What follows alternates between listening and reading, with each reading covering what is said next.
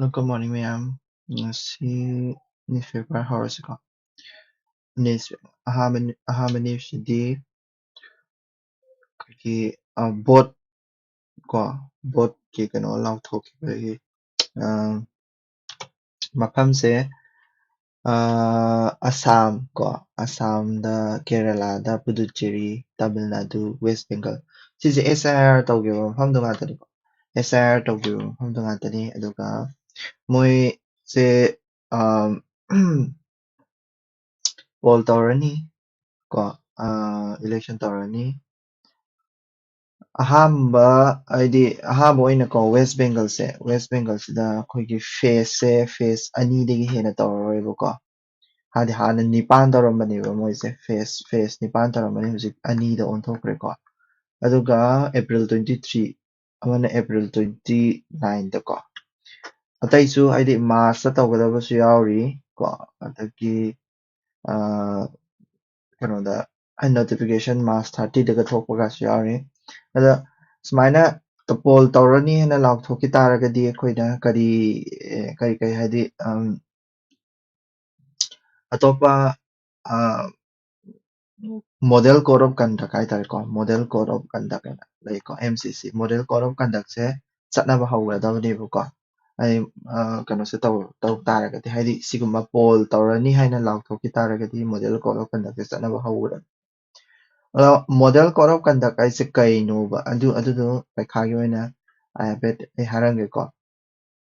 Election schedule ꯍꯦꯛ ECIꯅ election ꯁꯦꯗꯨꯜꯁꯦ ꯍꯦꯛ ꯍꯥꯏꯕ ꯅꯨꯃꯤꯠꯇꯨꯗꯒꯤ ꯍꯧꯔꯒ ꯃꯣꯗꯦꯜ ꯀꯣꯗ ꯑꯣꯐ ꯀꯟꯗꯛꯁꯦ ꯏꯂꯦꯛꯁꯟ ꯇꯧꯗ꯭ꯔꯤꯕ ꯆꯠꯅꯗꯣꯏꯅꯦꯕꯀꯣ. ꯏꯂꯦꯛꯁꯟ ꯁꯦꯗꯨꯜ ꯍꯦꯛ ꯂꯥꯎꯊꯣꯛꯄꯒ. ꯑꯗꯨꯒ ꯀꯩꯗꯧꯒꯦ ꯍꯥꯏꯔꯀꯥꯟꯗ ꯃꯁꯤꯁꯦ MCCꯁꯦ ꯀꯗꯥꯏꯗ ꯌꯥꯎꯒꯦ? ꯑꯁꯦꯡꯕꯒꯤꯗꯤ ꯃꯥꯁꯦ ꯀꯟꯁꯇꯤꯇ꯭ꯌꯨꯁꯟꯗ ꯌꯥꯎꯗꯦꯀꯣ. ꯍꯥꯏꯗꯤ ꯑꯗꯨꯒ ꯂꯣꯗꯁꯨ ꯂꯩꯇꯦ ꯃꯥꯁꯦ ꯇꯁꯦꯡꯕꯒꯤꯗꯤ ꯀꯩꯅꯣꯗ ꯂꯩ. ꯑꯩꯈꯣꯏꯒꯤ ꯖꯁ ꯃꯌꯥꯝꯅ ꯌꯥꯅꯕ ꯍꯥꯏꯇꯥꯔꯦ. MCC ꯍꯥꯏꯁꯦ ꯃꯌꯥꯝꯅ ꯌꯥꯅꯕ ꯄꯣꯠ ꯑꯃꯅꯤ. ꯑꯗꯨꯒ MCCꯒꯤ ꯄ꯭ꯔꯣꯚꯤꯖꯟꯁꯦ ꯈꯔꯗꯤ ꯌꯥꯎꯋꯦꯕ. ꯀꯗꯥꯏꯗ ꯌꯥꯎꯒꯦ ꯍꯥꯏꯔꯀꯥꯟꯗ ꯑꯩꯈꯣꯏꯒꯤ RPAꯒꯤ 1951 ꯀꯣ ꯈꯔꯗꯤ ꯌꯥꯎꯋꯦꯕ ꯀꯣ. ꯏꯂꯦꯛꯇꯣꯔꯦꯜ ꯑꯣꯐꯦꯟꯁ ꯍꯥꯏꯇꯥꯔꯦꯀꯣ, ꯑꯗꯨꯗ ꯈꯔꯗꯤ ꯌꯥꯎꯋꯦꯕ. ꯑꯗꯨꯒ ꯑꯇꯣꯞꯄꯗꯗꯤ ꯌꯥꯎꯗꯦ. ꯑꯗꯨꯒ ꯀꯩꯗꯧꯒꯦ ꯍꯥꯏꯔꯀꯥꯟꯗ ꯑꯇꯣꯞꯄ ꯍꯥꯏꯗꯤ ꯏꯂꯦꯛꯇꯣꯔꯦꯜ ꯔꯣꯜꯒ ꯃꯔꯤ ꯂꯩꯅꯕ ꯑꯥꯔꯇꯤꯀꯜ ꯈꯔꯁꯨ ꯑꯗꯨꯝ ꯅꯤꯡꯁꯤꯡꯁꯤ. MCCꯁꯦ MCCꯒꯤ ꯍꯥꯏꯗꯤ ꯑꯩꯈꯣꯏꯒꯤ ꯀꯩ ꯍꯥꯏꯅꯤ, ꯁꯤ ꯇꯧꯕ ꯌꯥꯏ, ꯂꯥꯎꯠ ꯁ꯭ꯄꯤꯀꯔ ꯁꯤꯖꯤꯟꯅꯕ ꯌꯥꯗꯦ ꯈꯣꯠꯇꯦ ꯍꯥꯏꯕꯗꯨꯗꯤ ꯃꯥꯒꯤ toꯉꯥꯟ ꯇꯣꯉꯥꯟꯕ ꯍꯥꯏꯕꯗꯤ ꯏꯂꯦꯛꯁꯟꯗꯨꯒꯤ ꯃꯈꯥꯁꯨ ꯌꯥꯝ ꯄꯣꯜꯂꯦꯕꯀꯣ. ꯑꯗꯨꯒ ꯍꯣꯏ, ꯈꯔ ꯀꯃꯟ ꯑꯣꯏꯕ ꯈꯔꯗꯤ ꯂꯩ, ꯕꯠ ꯇꯧꯕꯇꯕꯨ ꯍꯧꯖꯤꯛꯀꯤ ꯑꯣꯏꯅꯗꯤ ꯍꯥꯏꯗꯤ ꯏꯂꯦꯛꯇꯣꯔꯦꯜ ꯑꯣꯐꯦꯟꯁ ꯍꯥꯏꯅ ꯂꯩ. ꯑꯗꯩ ꯄꯣꯂꯤꯡ ꯕꯣꯠ ꯂꯥꯛꯄ ꯈꯣꯠꯄ ꯑꯗꯨꯒꯨꯝꯕ ꯃꯌꯥꯝꯁꯤꯡꯗꯣ ꯁꯔꯀꯥꯔꯅ ꯂꯥꯎꯊꯣꯛꯄ ꯍꯥꯏꯇꯥꯔꯦꯀꯣ. ꯅꯣꯇꯤꯐꯤꯀꯦꯁꯟꯗꯨꯗ ꯂꯥꯎꯊꯣꯛꯄ. ꯑꯗꯨꯗꯨꯒꯤ ꯃꯇꯨꯡ ꯏꯟꯅ ꯍꯥꯏꯗꯤ ꯂꯣ ꯂꯩꯇꯕꯅꯤꯅꯀꯣ, ꯑꯦꯛꯖꯦꯛ ꯔꯨꯜꯗꯣ ꯂꯩꯇꯦꯕꯀꯣ. ꯑꯗꯨꯗꯨꯅ MCC ꯍꯥꯏꯁꯦ ECIꯅ ꯂꯥꯎꯊꯣꯔꯛꯄꯗꯣ ꯑꯗꯨꯗꯣ MCC ꯑꯣꯏꯔꯅꯤ. ꯑꯗꯨꯒ ꯀꯩꯗꯧꯒꯦ ꯍꯥꯏꯔꯀꯥꯟꯗ ꯍꯟꯗꯛꯇꯤ ꯀꯩꯗꯧꯒꯦ ꯍꯥꯏꯔꯀꯥꯟꯗ ꯋꯦꯁ ꯕꯦꯡꯒꯜꯗ ꯃꯣꯏ SIRꯗ ꯊꯣꯛꯄ ꯑꯩꯈꯣꯏꯒꯤ ꯐꯥꯏꯅꯦꯜ ꯚꯣꯇꯔ ꯂꯤꯁ ꯑꯃ ꯂꯩꯅꯦꯕꯀꯣ. ꯐꯥꯏꯅꯦꯜ ꯚꯣꯇꯔ ꯂꯤꯁꯇꯨꯗ ꯌꯥꯎꯗ꯭ꯔꯕ ꯅꯪꯁꯦ ꯏꯂꯦꯛꯁꯟ ꯅꯣꯃꯤꯅꯦꯁꯟ ꯐꯥꯏꯜ ꯇꯧꯕ ꯌꯥꯔꯔꯣꯏꯕꯀꯣ. ꯍꯥꯏꯗꯤ ꯏꯂꯦꯛꯁꯟ ꯀꯩꯅꯣ ꯂꯦꯞꯄ ꯌꯥꯔꯔꯣꯏꯕꯀꯣ. ꯚꯣꯠ ꯀꯩꯅꯣ ꯇꯧꯕ ꯍꯥꯏꯗꯤ ꯚꯣꯠ ꯂꯦꯞꯄ ꯌꯥꯔꯔꯣꯏꯕ ꯑꯗꯨꯃꯥꯏꯅ. ꯑꯗꯣ ꯄꯩꯈꯥꯒꯤ ꯑꯣꯏꯅ ꯅꯤꯡꯁꯤꯡꯁꯤꯀꯣ. 326 ꯌꯨꯅꯤꯚꯔꯁꯦꯜ ꯑꯦꯗꯜꯠ ꯐ꯭ꯔꯦꯟꯆꯥꯏꯁ ꯀꯣ. 324 SIRꯒꯤ ꯑꯗꯒꯤ ECIꯒꯤ ꯄꯥꯋꯔ ꯀꯣ. ꯑꯗꯨꯗꯣ ꯅꯤꯡꯁꯤꯡꯁꯤꯀꯣ. ꯍꯥꯏꯗꯤ ꯈꯔ ꯑꯗꯨꯝ ꯅꯤꯡꯁꯤꯡꯉ ꯆꯠꯈ꯭ꯔꯁꯦꯕ. ꯁꯤꯁꯤꯅ ꯌꯨꯅꯤꯚꯔꯁꯦꯜ ꯑꯦꯗꯜꯠ ꯐ꯭ꯔꯦꯟꯆꯥꯏꯁ. ꯌꯥꯔꯦ. ꯅꯦꯛꯁ ꯅ꯭ꯌꯨꯁꯇ ꯑꯩꯈꯣꯏꯒꯤ ꯀꯪꯒ꯭ꯔꯦꯁꯅ ꯆꯕꯍꯔ ꯄꯣꯔꯠꯁꯦ ꯑꯩꯈꯣꯏꯒꯤ ꯃꯌꯦꯛꯀꯤꯗꯤ ꯆꯕꯍꯔ ꯄꯣꯔꯠꯁꯦ ꯑꯩꯈꯣꯏ ꯏꯔꯥꯟꯗ ꯂꯩꯕꯗꯨꯅꯤꯀꯣ. ꯏꯔꯥꯟꯗ ꯂꯩꯕ ꯆꯕꯍꯔ ꯄꯣꯔꯠꯁꯦ ꯀꯩꯗꯧꯒꯦ ꯍꯥꯏꯔꯀꯥꯟꯗ ꯌꯥꯝꯅ ꯍꯥꯏꯗꯤ ꯀꯩꯅꯣ ꯀꯪꯒ꯭ꯔꯦꯁꯅ ꯍꯥꯏꯁꯦ BJP ꯍꯧꯖꯤꯛ ꯄꯥꯜꯂꯤꯕ ꯁꯔꯀꯥꯔꯁꯤꯅ ꯃꯤꯔꯥꯏꯕꯤꯔꯦ ꯍꯥꯏꯕꯅꯦꯕꯀꯣ. ꯑꯁꯦꯡꯕꯒꯤꯁꯨ ꯃꯤꯔꯥꯏꯕꯒꯤ ꯍꯥꯏꯗꯤ ꯀꯩꯅꯣ ꯑꯣꯏꯅ ꯑꯩꯈꯣꯏꯒꯤ ꯕꯖꯦꯠ ꯍꯟꯗꯛꯀꯤ ꯄꯨꯊꯣꯛꯈꯤꯕ ꯕꯖꯦꯠꯇꯨꯗ ꯆꯕꯍꯔ ꯄꯣꯔꯠꯇ ꯊꯥꯗꯅꯕ ꯄꯩꯁꯥꯁꯦ ꯑꯝꯇ ꯖꯤꯔꯣ ꯑꯦꯂꯣꯀꯦꯁꯟ ꯑꯣꯟ ꯆꯕꯍꯔ ꯀꯣ. ꯆꯕꯍꯔ ꯄꯣꯔꯠꯇ ꯄꯩꯁꯥ ꯑꯝꯇ ꯊꯥꯗꯔꯔꯣꯏꯕ ꯍꯥꯏꯗꯤ ꯕꯖꯦꯠꯇ ꯌꯥꯎꯗ꯭ꯔꯤꯕꯀꯣ ꯑꯗꯨ ꯆꯥꯕꯥꯍꯔ ꯄꯣꯠꯁꯦ ꯃꯤꯔꯥꯏꯒꯅꯨ ꯁꯤꯅꯤ ꯀꯪꯒ꯭ꯔꯦꯁꯅ ꯍꯥꯏꯔꯤꯁꯦꯀꯣ ꯆꯥꯕꯥꯍꯔ ꯄꯣꯠꯁꯦ ꯃꯤꯔꯥꯏꯒꯅꯨ ꯃꯤꯔꯥꯏꯕ ꯇꯥꯔꯒꯗꯤ ꯗꯨꯁꯟꯕꯦꯗ ꯂꯩꯕ ꯑꯩꯈꯣꯏꯒꯤ ꯍꯥꯟꯅ ꯁꯤꯗ ꯗꯨꯁꯟꯕꯦ ꯍꯥꯏꯁꯦ ꯇꯥꯖꯤꯀꯤꯁꯇꯥꯟꯗꯅꯤꯀꯣ ꯂꯩꯔꯤꯁꯦ ꯗꯨꯁꯟꯕꯦꯗ ꯑꯩꯈꯣꯏꯒꯤ ꯑꯥꯏꯑꯦꯟꯑꯦ ꯑꯦꯌꯔ ꯕꯦꯁ ꯍꯥꯏꯅ ꯑꯃ ꯂꯩꯔꯝꯃꯦꯕꯀꯣ ꯑꯥꯏꯑꯦꯟꯑꯦ ꯑꯦꯌꯔ ꯕꯦꯁ ꯍꯥꯏꯅ ꯑꯗꯨꯃꯥꯏꯅ ꯃꯥꯡꯕꯗꯣ ꯑꯗꯨꯃꯥꯏꯅ ꯃꯥꯡꯈꯤꯅꯤ ꯍꯥꯏꯕꯅꯦꯕꯀꯣ ꯑꯥꯏꯑꯦꯟꯑꯦ ꯑꯦꯌꯔ ꯕꯦꯁꯁꯤꯁꯨ ꯑꯩꯈꯣꯏ ꯏꯟꯗꯤयाꯒꯤ ꯑꯣꯏꯔꯝꯃꯤ ꯑꯗꯣ ꯃꯥꯡꯈ꯭ꯔꯦꯀꯣ ꯃꯥꯁꯨ ꯍꯥꯏꯗꯤ ꯀꯩꯅꯣꯅ ꯍꯥꯏꯗꯤ ꯃꯁꯤꯒꯤ ꯕꯦꯁꯁꯤꯁꯨ ꯃꯥꯡꯈ꯭ꯔꯦ ꯑꯗꯣ ꯏꯝꯄꯣꯔꯇꯦꯟ ꯑꯣꯏꯔꯤꯁꯦ ꯀꯔꯤꯅꯣ ꯄꯩꯈꯥꯗ ꯍꯪꯕ ꯌꯥꯕ ꯍꯥꯏ ꯇꯥꯔꯒꯗꯤ what is ꯆꯥꯕꯥꯍꯔ ꯆꯥꯕꯥꯍꯔꯁꯦ ꯀꯗꯥꯏꯗ ꯂꯩ ꯀꯔꯤ ꯀꯔꯤ ꯇꯧꯏ ꯍꯥꯏ ꯇꯥꯔꯦꯀꯣ ꯆꯥꯕꯥꯍꯔ ꯍꯥꯏꯁꯦ ꯀꯩꯅꯣꯗ ꯆꯥꯕꯥꯍꯔ ꯄꯣꯠꯁꯦ ꯀꯗꯥꯏꯗ ꯂꯩꯒꯦ ꯍꯥꯏꯔꯒꯗꯤ ꯒꯜꯐ ꯑꯣꯐ ꯑꯣꯃꯥꯟꯗ ꯂꯩ ꯃꯀ꯭ꯔꯥꯟ ꯀꯣꯁ ꯀꯣ ꯒꯜꯐ ꯑꯣꯐ ꯑꯣꯃꯥꯟ ꯀꯣ ꯑꯗꯣ ꯏꯔꯥꯟꯒꯤꯅꯤ ꯀꯣ ꯃꯁꯤꯁꯦ ꯌꯥꯝ ꯊꯤꯅ ꯀꯥꯟꯅꯔꯤꯕꯁꯦ ꯀꯩꯗꯅꯣ ꯍꯥꯏꯔꯒꯗꯤ ꯑꯩꯈꯣꯏꯒꯤ north south India north south corridor ꯂꯩꯀꯣ ꯑꯗꯒꯤ ꯏꯟꯗꯤꯌꯥ ꯃꯤꯗꯜ ꯏꯁ ꯀꯣ ꯌꯨꯔꯣꯞ ꯅꯣꯔꯠ ꯁꯥꯎꯠ ꯀꯩꯅꯣ ꯀꯣꯔꯤꯗꯣꯔ ꯂꯩꯀꯣ ꯑꯗꯒꯤ ꯑꯗꯨꯒꯨꯝꯕ ꯍꯥꯏꯗꯤ ꯏꯟꯇꯔꯅꯦꯁꯅꯦꯜ ꯅꯣꯔꯠ ꯁꯥꯎꯠ ꯇ꯭ꯔꯥꯟꯁꯄꯣꯔꯠ ꯀꯣꯔꯤꯗꯣꯔ ꯍꯥꯏꯕꯀꯣ ꯑꯗꯨꯗꯣ ꯏꯟꯇꯔꯅꯦꯁꯅꯦꯜ ꯅꯣꯔꯠ ꯁꯥꯎꯠ ꯇ꯭ꯔꯥꯟꯁꯄꯣꯔꯠ ꯀꯣꯔꯤꯗꯣꯔ ꯁꯤꯁꯨ ꯏꯝꯄꯣꯔꯇꯦꯟ ꯑꯣꯏꯀꯣ ꯃꯁꯤꯁꯦ ꯍꯧꯖꯤꯛꯀꯤ ꯍꯥꯏꯔꯤꯕ ꯀꯩꯅꯣ ꯆꯥꯕꯥꯍꯔ ꯄꯣꯠꯁꯦ ꯐꯥꯎꯔ ꯆꯠꯇꯣꯏꯅꯦꯕꯀꯣ ꯑꯗꯒꯤ ꯀꯩꯗꯧꯒꯦ ꯍꯥꯏꯔꯀꯥꯟꯗ ꯃꯁꯤꯁꯤꯅ ꯆꯥꯏꯅꯤꯁꯀꯤ ꯕꯦꯜ ꯑꯦꯟ ꯔꯣꯗ ꯏꯅꯤꯁꯤꯌꯦꯇꯤቭ ꯍꯥꯏꯅ ꯑꯃ ꯂꯩꯕꯗꯣ ꯑꯗꯨꯁꯨ ꯀꯥꯎꯟꯇꯔ ꯇꯧꯗꯣꯏꯅꯦꯕ ꯀꯣ ꯆꯥꯏꯅꯥꯒꯤ ꯑꯗꯒꯤ ꯃꯁꯤꯁꯤꯅ ꯑꯩꯈꯣꯏꯒꯤ ꯑꯐꯒꯥꯅꯤꯁꯇꯥꯟ ꯑꯗꯒꯤ ꯀꯔꯤ ꯀꯔꯥ ꯑꯩꯈꯣꯏꯒꯤ ꯑꯐꯒꯥꯅꯤꯁꯇꯥꯟ ꯔꯁꯤꯌꯥ ꯀꯣ ꯆꯥꯏꯅꯥ ꯐꯥꯎꯗꯕꯤꯗ ꯑꯐꯒꯥꯅꯤꯁꯇꯥꯟ ꯔꯁꯤꯌꯥꯗ ꯆꯠꯄꯗ ꯍꯥꯏꯗꯤ ꯆꯠꯅꯕꯒꯤ ꯂꯝꯕꯦꯟ ꯑꯣꯏꯗꯣꯏꯅꯦꯕꯀꯣ ꯑꯗꯨꯅꯤ ꯑꯗꯣ ꯃꯁꯤ ꯆꯥꯕꯥꯍꯔ ꯄꯣꯠꯁꯦ ꯌꯥꯝ ꯅꯛꯅꯩꯀꯣ ꯀꯩꯅꯣꯒ ꯍꯥꯏꯗꯤ ꯆꯥꯕꯥꯍꯔ ꯄꯣꯠꯁꯦ ꯌꯥꯝ ꯅꯛꯅꯩ ꯈꯨꯗꯝ ꯑꯣꯏꯅ ꯁꯤꯗ ꯂꯩꯔꯤꯁꯦ ꯁ꯭ꯋꯥꯏꯗ ꯆꯥꯕꯥꯍꯔ ꯄꯣꯠꯁꯦ ꯁꯤꯗ ꯂꯩꯗꯣꯏꯅꯦꯕꯀꯣ ꯁ꯭ꯋꯥꯏꯗ ꯑꯗꯨꯒ ꯄꯥꯀꯤꯁꯇꯥꯟꯒꯤ ꯒ꯭ꯋꯥꯟꯗꯔ ꯍꯥꯏꯅ ꯂꯩꯀꯣ ꯒ꯭ꯋꯥꯟꯗꯔ ꯑꯩꯅ ꯁꯤꯗꯩꯁꯤ ꯌꯦꯛꯏꯁꯦ ꯒ꯭ꯋꯥꯟꯗꯔ ꯄꯣꯔꯠ ꯍꯥꯏꯁꯦ ꯁꯤꯒꯤ ꯒ꯭ꯋꯥꯟꯗꯔ ꯄꯣꯔꯠꯁꯦ ꯀꯩꯅꯣ ꯍꯥꯏꯔꯀꯥꯟꯗ ꯑꯩꯈꯣꯏꯒꯤ ꯆꯥꯏꯅꯥꯒꯤ ꯁꯇ꯭ꯔꯤꯡ ꯑꯣꯐ ꯄꯔꯜ ꯍꯥꯏꯅ ꯂꯩꯕꯀꯣ ꯁꯇ꯭ꯔꯤꯡ ꯑꯣꯐ ꯄꯔꯜꯁꯦ ꯕab ꯑꯜꯃꯟꯗ ꯗꯤꯁꯇ꯭ꯔꯤꯕ꯭ꯌꯨꯇꯤꯗ ꯑꯃ ꯏꯌꯔꯕꯦꯛ ꯀꯩꯅꯣ ꯑꯃ ꯂꯩ ꯑꯗꯒꯤ ꯑꯣꯃꯥꯟꯗꯁꯨ ꯂꯩ ꯀꯣ ꯀꯦꯟꯌꯥ ꯑꯗꯒꯤ ꯇꯥꯟꯖꯥꯅꯤꯌꯥ ꯁꯤꯁꯤꯂꯤꯁ ꯀꯣ ꯃꯥꯜꯗꯤꯞꯁꯇꯁꯨ ꯃꯣꯏ ꯏꯌꯔꯕꯦꯁ ꯂꯩ ꯁ꯭ꯔꯤ ꯂꯪꯀꯥꯗꯁꯨ ꯕꯪꯒ꯭ꯂꯥꯗꯦꯁꯇꯁꯨ ꯃꯦꯟꯃꯥꯔꯗꯁꯨ ꯑꯗꯒꯤ ꯁꯤꯗꯁꯨ ꯑꯩꯈꯣꯏꯒꯤ ꯊꯥꯏꯂꯦꯟꯗ ꯀꯌꯥ ꯏꯁꯃꯁ ꯍꯥꯏꯅ ꯉꯔꯥꯡ ꯅꯍꯥꯟ ꯑꯩꯈꯣꯏꯒꯤ ꯀꯌꯥ ꯏꯁꯃꯁ ꯍꯥꯏꯅ ꯑꯃ ꯍꯥꯏꯈꯤꯕꯗꯣ ꯑꯩꯈꯣꯏꯒꯤ ꯆꯦꯅꯦꯜ ꯑꯃ ꯁꯥꯅꯤꯅꯀꯣ ꯑꯗꯨꯒꯤ ꯃꯂꯥꯀꯥ ꯁ꯭ꯇ꯭ꯔꯦꯠꯀꯤ ꯅꯠꯇꯕꯤꯗ ꯑꯗꯨꯒꯤ ꯀꯩꯅꯣꯗꯨꯗ ꯆꯠꯄꯒꯤ ꯂꯝꯕꯦꯟ ꯑꯃ ꯁꯥ ꯍꯥꯏꯗꯤ ꯆꯥꯏꯅꯥꯅ ꯇꯧꯔꯤꯁꯦ ꯀꯩꯅꯣ ꯄꯨꯔꯥ ꯑꯩꯈꯣꯏꯒꯤ ꯏꯟꯗꯤꯌꯥꯁꯦ ꯄꯨꯔꯥ ꯀꯣꯏꯁꯤꯜꯂꯛꯄꯒꯤ ꯐꯤꯕꯝꯅꯤ ꯁꯇ꯭ꯔꯤꯡ ꯑꯣꯐ ꯄꯔꯜ ꯍꯥꯏꯁꯤꯅꯀꯣ ꯑꯗꯨꯅ ꯑꯩꯈꯣꯏꯒꯤ ꯆꯥꯕꯥꯍꯔ ꯄꯣꯠꯁꯦ ꯁꯥꯕ ꯗꯔꯀꯥꯔ ꯍꯥꯏꯗꯤ ꯆꯥꯕꯥꯍꯔ ꯄꯣꯠꯁꯦ ꯌꯥꯝ ꯏꯝꯄꯣꯔꯇꯦꯟ ꯑꯣꯏꯕ ꯀꯩꯒꯤꯅꯣ ꯍꯥꯏꯔꯒꯗꯤ ꯑꯩꯈꯣꯏꯒꯤ ꯁꯇ꯭ꯔꯦꯇꯦꯖꯤꯀꯦꯜꯂꯤ ꯌꯦꯡꯅꯕ ꯃꯇꯝꯗ ꯆꯥꯏꯅꯥꯅ ꯑꯩꯈꯣꯏꯒꯤ ꯏꯟꯗꯤꯌꯥꯟ ꯑꯣꯁꯤꯟꯁꯤꯒꯤ ꯑꯩꯈꯣꯏ ꯏꯟꯗꯤꯌꯥꯁꯦ ꯀꯣꯏꯁꯤꯜꯂꯛꯏꯁꯦ ꯁꯨꯃꯥꯏꯅ ꯀꯩ ꯍꯥꯏꯅꯤ ꯁꯨꯃꯥꯏꯅ ꯀꯣꯏꯁꯤꯜꯂꯛꯏꯁꯦ ꯑꯁꯤꯁꯦ ꯀꯥꯎꯟꯇꯔ ꯇꯧꯅꯕ ꯍꯥꯏꯇꯥꯔꯦꯀꯣ ꯁꯇ꯭ꯔꯤꯡ ꯑꯣꯐ ꯄꯔꯜꯁꯦ ꯀꯥꯎꯟꯇꯔ ꯇꯧꯅꯕ ꯆꯥꯕꯥꯍꯔ ꯄꯣꯠꯁꯦ ꯌꯥꯝ ꯏꯝꯄꯣꯔꯇꯦꯟ ꯑꯣꯏ ꯁꯇ꯭ꯔꯤꯡ ꯑꯣꯐ ꯄꯔꯜꯁ ꯀꯣ string of pearls string of pearls ꯀꯣ ꯀꯣꯏꯁꯜꯂꯛꯏꯅꯤ ꯇꯁꯦꯡꯕꯒꯤꯁꯨ ꯀꯣꯏꯁꯜꯂꯛꯏꯅꯤꯀꯣ ꯈꯨꯗꯝ ꯑꯣꯏꯅ ꯑꯩ ꯈꯤꯇꯪ ꯄꯜꯂꯛꯑꯕꯗꯀꯣ ꯒ꯭ꯋꯥꯟꯗꯔ ꯄꯣꯔꯠ ꯍꯥꯏꯁꯦ ꯁꯤꯒꯤ ꯀꯩꯅꯣꯁꯤꯗ ꯂꯩꯗꯣꯏꯅꯤꯀꯣ ꯒ꯭ꯋꯥꯟꯗꯔ ꯄꯣꯔꯠꯁꯦ ꯄꯥꯀꯤꯁꯇꯥꯟꯗ ꯂꯩꯗꯣꯏꯅꯤ ꯒ꯭ꯋꯥꯟꯗꯔ ꯄꯣꯔꯠ ꯀꯣ ꯑꯗꯒꯤ ꯅꯤꯡꯁꯤꯡꯉꯨꯀꯣ ꯁꯦ ꯍꯝꯕꯥꯟꯇꯣꯇꯥ ꯍꯝꯕꯥꯟꯇꯣꯇꯥ ꯄꯣꯔꯠ ꯍꯥꯏꯁꯤꯅ ꯁ꯭ꯔꯤ ꯂꯪꯀꯥꯗ ꯂꯩꯕꯅꯤꯀꯣ ꯕꯪꯒ꯭ꯂꯥꯗꯦꯁꯇꯅ ꯆꯤꯇꯥꯒꯣꯡ ꯂꯩꯔꯦꯀꯣ ꯆꯤꯇꯥꯒꯣꯡ ꯀꯣ ꯍꯥꯏꯗꯤ ꯁꯤ ꯁ꯭ꯔꯤ ꯂꯪꯀꯥꯒꯤ ꯍꯝꯕꯥꯟꯇꯣꯇꯥ ꯄꯣꯔꯠ ꯍꯥꯏꯁꯦ ꯗꯤꯞ ꯋꯥꯇꯔ ꯄꯣꯔꯠꯅꯦꯕꯀꯣ ꯉꯁꯥꯏꯒꯤ ꯀꯩꯅꯣꯒꯤ ꯉꯔꯥꯡ ꯅꯩꯅꯈꯤꯕ ꯄꯣꯠ ꯐꯤꯔꯨꯖꯥꯏ ꯍꯥꯏꯕ꯭ꯔꯥ ꯀꯩꯅꯣ ꯐꯤꯔꯨꯖꯥꯏ ꯅꯠꯇꯦ ꯀꯩꯅꯣ ꯈꯥꯔꯁ ꯍꯥꯏꯕ ꯁꯣꯔꯤ ꯈꯥꯔꯁ ꯄꯣꯠꯇꯨꯒ ꯍꯥꯏꯐꯦꯠ ꯑꯗꯨꯝ ꯃꯥꯟꯅꯩꯌꯦꯕꯀꯣ ꯁꯤꯁꯨ ꯗꯤꯞ ꯁꯤ ꯋꯥꯇꯔ ꯄꯣꯠꯇ ꯗꯤꯞ ꯋꯥꯇꯔ ꯄꯣꯠ ꯍꯥꯏꯇꯥꯔꯒꯗꯤ ꯀꯩꯅꯣꯗ ꯑꯗꯨꯝ ꯁꯤꯞꯁꯦ ꯊꯧꯖꯤꯜꯂꯛꯑꯒ ꯃꯄꯥꯟꯗ ꯑꯗꯨꯝ ꯈꯥꯝꯃꯒ ꯑꯗꯨꯝ ꯊꯥꯎ ꯍꯥꯞꯇꯣꯛ ꯍꯥꯞꯆꯤꯟ ꯄꯣꯠ ꯆꯩ ꯍꯥꯞꯇꯣꯛ ꯍꯥꯞꯆꯤꯟ ꯂꯣꯏ ꯌꯥꯕꯗꯣ ꯑꯗꯨꯗ ꯑꯗꯨꯒꯨꯝꯕ ꯄꯣꯠꯅꯦꯕꯀꯣ ꯁ꯭ꯔꯤ ꯂꯪꯀꯥꯗ ꯂꯩꯔꯤꯁꯤꯁꯨ ꯑꯗꯨꯗꯣ ꯆꯥꯏꯅꯥꯅ ꯗꯤꯕꯦꯂꯞ ꯇꯧꯔꯤꯅꯦꯕꯀꯣ ꯑꯗꯒꯤ ꯒ꯭ꯋꯥꯟꯗꯔ ꯄꯣꯔꯠꯁꯤꯁꯨ ꯍꯧꯖꯤꯛꯀꯤ ꯍꯥꯏꯔꯤꯕ ꯀꯩꯅꯣꯒꯤ ꯆꯥꯏꯅꯥꯅ ꯁꯥꯔꯤꯅꯤ ꯀꯣ ꯍꯥꯏꯗꯤ ꯄꯥꯀꯤꯁꯇꯥꯟꯒꯤꯗꯃꯛꯇ ꯄꯥꯀꯤꯁꯇꯥꯟꯒꯤ ꯄꯣꯠꯅꯦꯕ ꯑꯁꯦꯡꯕꯒꯤꯗꯤ ꯆꯥꯏꯅꯥꯅ ꯁꯥꯔꯤꯅꯦꯕ ꯑꯗꯒꯤ ꯃꯦꯟꯃꯥꯔꯗꯁꯨ ꯀꯩ ꯂꯩꯒꯦ ꯍꯥꯏꯔꯀꯥꯟꯗ ꯃꯦꯟꯃꯥꯔꯗ ꯀ꯭ꯌꯥ ꯀ꯭ꯌꯥꯎ ꯄ꯭ꯌꯨ ꯍꯥꯏꯅꯀꯣ ꯀ꯭ꯌꯥꯎ ꯄ꯭ꯌꯨ ꯄꯣꯔꯠ ꯀꯣ ꯁꯤꯁꯨ ꯂꯩ ꯑꯗꯒꯤ ꯃꯦꯟꯃꯥꯔꯒꯤ ꯑꯇꯣꯞꯄ ꯑꯃꯁꯨ ꯂꯩ ꯍꯥꯏꯅ ꯍꯥꯏꯗꯤꯀꯣ ꯁ꯭ꯋꯥꯏ ꯈꯤꯇꯪ ꯆꯠꯊꯣꯛꯑꯒ ꯀꯣꯀꯣ ꯑꯥꯏꯂꯦꯟ ꯑꯅꯀꯣ ꯀꯣꯀꯣ ꯑꯥꯏꯂꯦꯟꯗꯁꯨ ꯑꯩꯈꯣꯏꯒꯤ ꯃꯦꯟꯃꯥꯔꯅ ꯍꯥꯏꯗꯤ ꯑꯟꯗꯥꯃꯟ ꯑꯦꯟ ꯅꯤꯀꯣꯕꯔꯒ ꯌꯥꯝ ꯅꯛꯅꯅꯀꯣ ꯑꯩꯈꯣꯏꯒꯤ ꯃꯦꯔꯤꯇꯥꯏꯝ ꯁꯔꯚꯦꯂꯦꯟꯁ ꯁꯦꯟꯇꯔ ꯑꯃ ꯁꯥꯏꯌꯦꯕ ꯑꯗꯒꯤ ꯖꯤꯕꯥꯎꯇꯤꯗꯁꯨ ꯁꯤꯗꯩꯁꯤꯗꯀꯣ ꯑꯩꯈꯣꯏꯒꯤ ꯑꯐ꯭ꯔꯤꯀꯥꯒꯤ ꯍꯣꯔꯟ ꯁꯤꯒꯤ ꯃꯄꯥꯁꯤꯗ ꯑꯩꯈꯣꯏꯒꯤ ꯆꯥꯏꯅꯥꯒꯤ ꯃꯤꯂꯤꯇꯔꯤ ꯕꯦꯁ ꯑꯃꯁꯨ ꯂꯩꯌꯦꯕꯀꯣ ꯆꯥꯏꯅꯥꯒꯤ ꯀꯣ ꯃꯤꯂꯤꯇꯔꯤ ꯕꯦꯁ ꯀꯣ ꯑꯗꯨꯗꯨꯅ ꯀꯩ ꯍꯥꯏꯅꯤ ꯂꯣꯏꯅꯃꯛ ꯀꯣꯏꯁꯤꯜꯂ ꯂꯩꯈꯤꯕꯒ ꯆꯞ ꯃꯥꯟꯅꯔꯦꯀꯣ ꯑꯗꯨꯒ ꯑꯗꯨꯗꯅꯤ ꯆꯥꯏꯅꯥ ꯑꯗꯨꯗꯣ ꯀꯥꯎꯟꯇꯔ ꯇꯧꯅꯕꯒꯤꯗꯃꯛꯇ ꯑꯩꯈꯣꯏ ꯏꯟꯗꯤꯌꯥꯅ ꯗꯔꯀꯥꯔ ꯂꯩꯔꯤꯁꯦ ꯀꯩꯅꯣ ꯍꯥꯏꯔꯀꯥꯟꯗꯗꯤ ꯏꯔꯥꯟꯗ ꯆꯕꯍꯥꯔ ꯄꯣꯠꯁꯦ ꯂꯤꯡꯈꯠꯄ ꯗꯔꯀꯥꯔ ꯂꯩ ꯑꯩꯈꯣꯏꯒꯤ ꯏꯟꯗꯣꯅꯦꯁꯤꯌꯥꯗ ꯑꯩꯈꯣꯏꯒꯤ ꯀꯩꯅꯣꯁꯨ ꯂꯩꯀꯣ ꯁꯕꯥꯡ ꯀꯥꯏꯅ ꯂꯩꯀꯣ ꯑꯗꯒꯤ ꯑꯩꯈꯣꯏ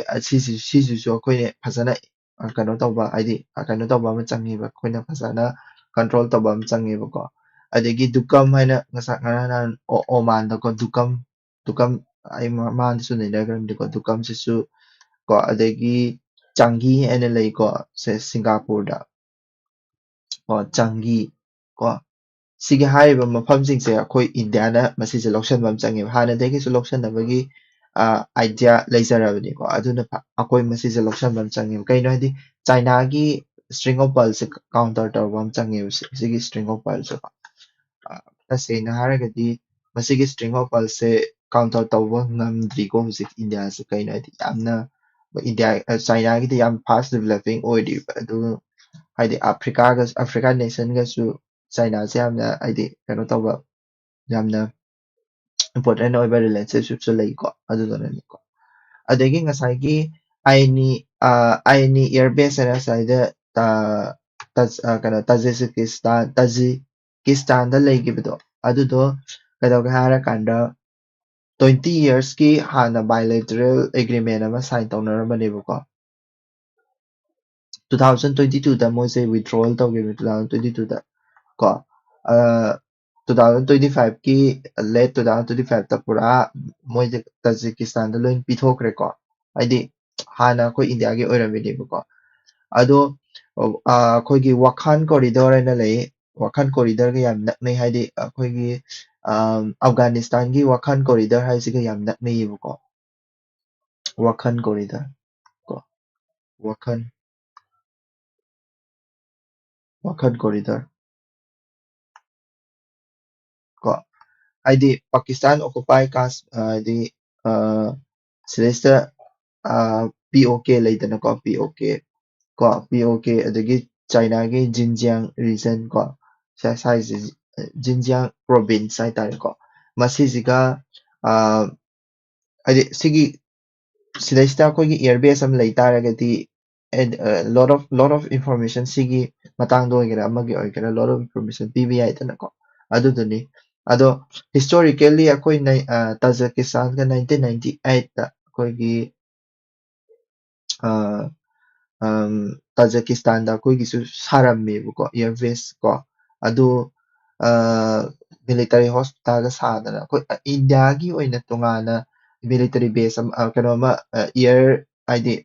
ꯏꯌꯔ ꯕꯦꯁ ꯑꯃ ꯇꯣꯉꯥꯟꯅ ꯂꯩꯕ ꯍꯥꯏꯁꯦ ꯌꯥꯝ ꯊꯤ ꯐꯔꯤꯅꯦꯕ ꯂꯥꯏꯛ ꯑꯩꯈꯣꯏꯒꯤ USA ꯃꯥꯒꯤ ꯏꯌꯔꯕꯦꯁ ꯃꯌꯥꯝ ꯑꯃ ꯃꯤꯗꯜ ꯕꯤꯁꯇ ꯁꯟꯗꯣꯛꯑ ꯊꯝꯕꯗꯣ ꯑꯗꯨꯃꯥꯏꯅꯀꯣ ꯑꯩꯈꯣꯏꯒꯤꯁꯨ ꯏꯟꯐꯣꯔꯃꯦꯁꯟ ꯑꯗꯨꯗꯩꯗ ꯂꯩ ꯇꯥꯔꯒꯗꯤ ꯍꯥꯏꯗꯤ ꯏꯟꯐꯣꯔꯃꯦꯁꯟ ꯂꯣꯏꯅ ꯐꯪꯗꯣꯏꯅꯦꯕꯀꯣ ꯑꯗꯣ ꯍꯥꯏꯗꯤ ꯇꯁꯦꯡꯅ ꯍꯥꯏꯔꯒꯗꯤ ꯔꯁꯤꯌꯥ ꯆꯥꯏꯅꯥꯅ ꯁꯤꯗꯩꯁꯤꯗ ꯑꯩꯈꯣꯏꯒꯤ INE ꯏꯌꯔꯕꯦꯁ ꯊꯝꯕꯁꯦ ꯔꯁꯤꯌꯥ ꯆꯥꯏꯅꯥꯅ ꯄꯥꯝꯗꯦꯕꯀꯣ ꯑꯗꯨꯗꯨꯒꯤꯁꯨ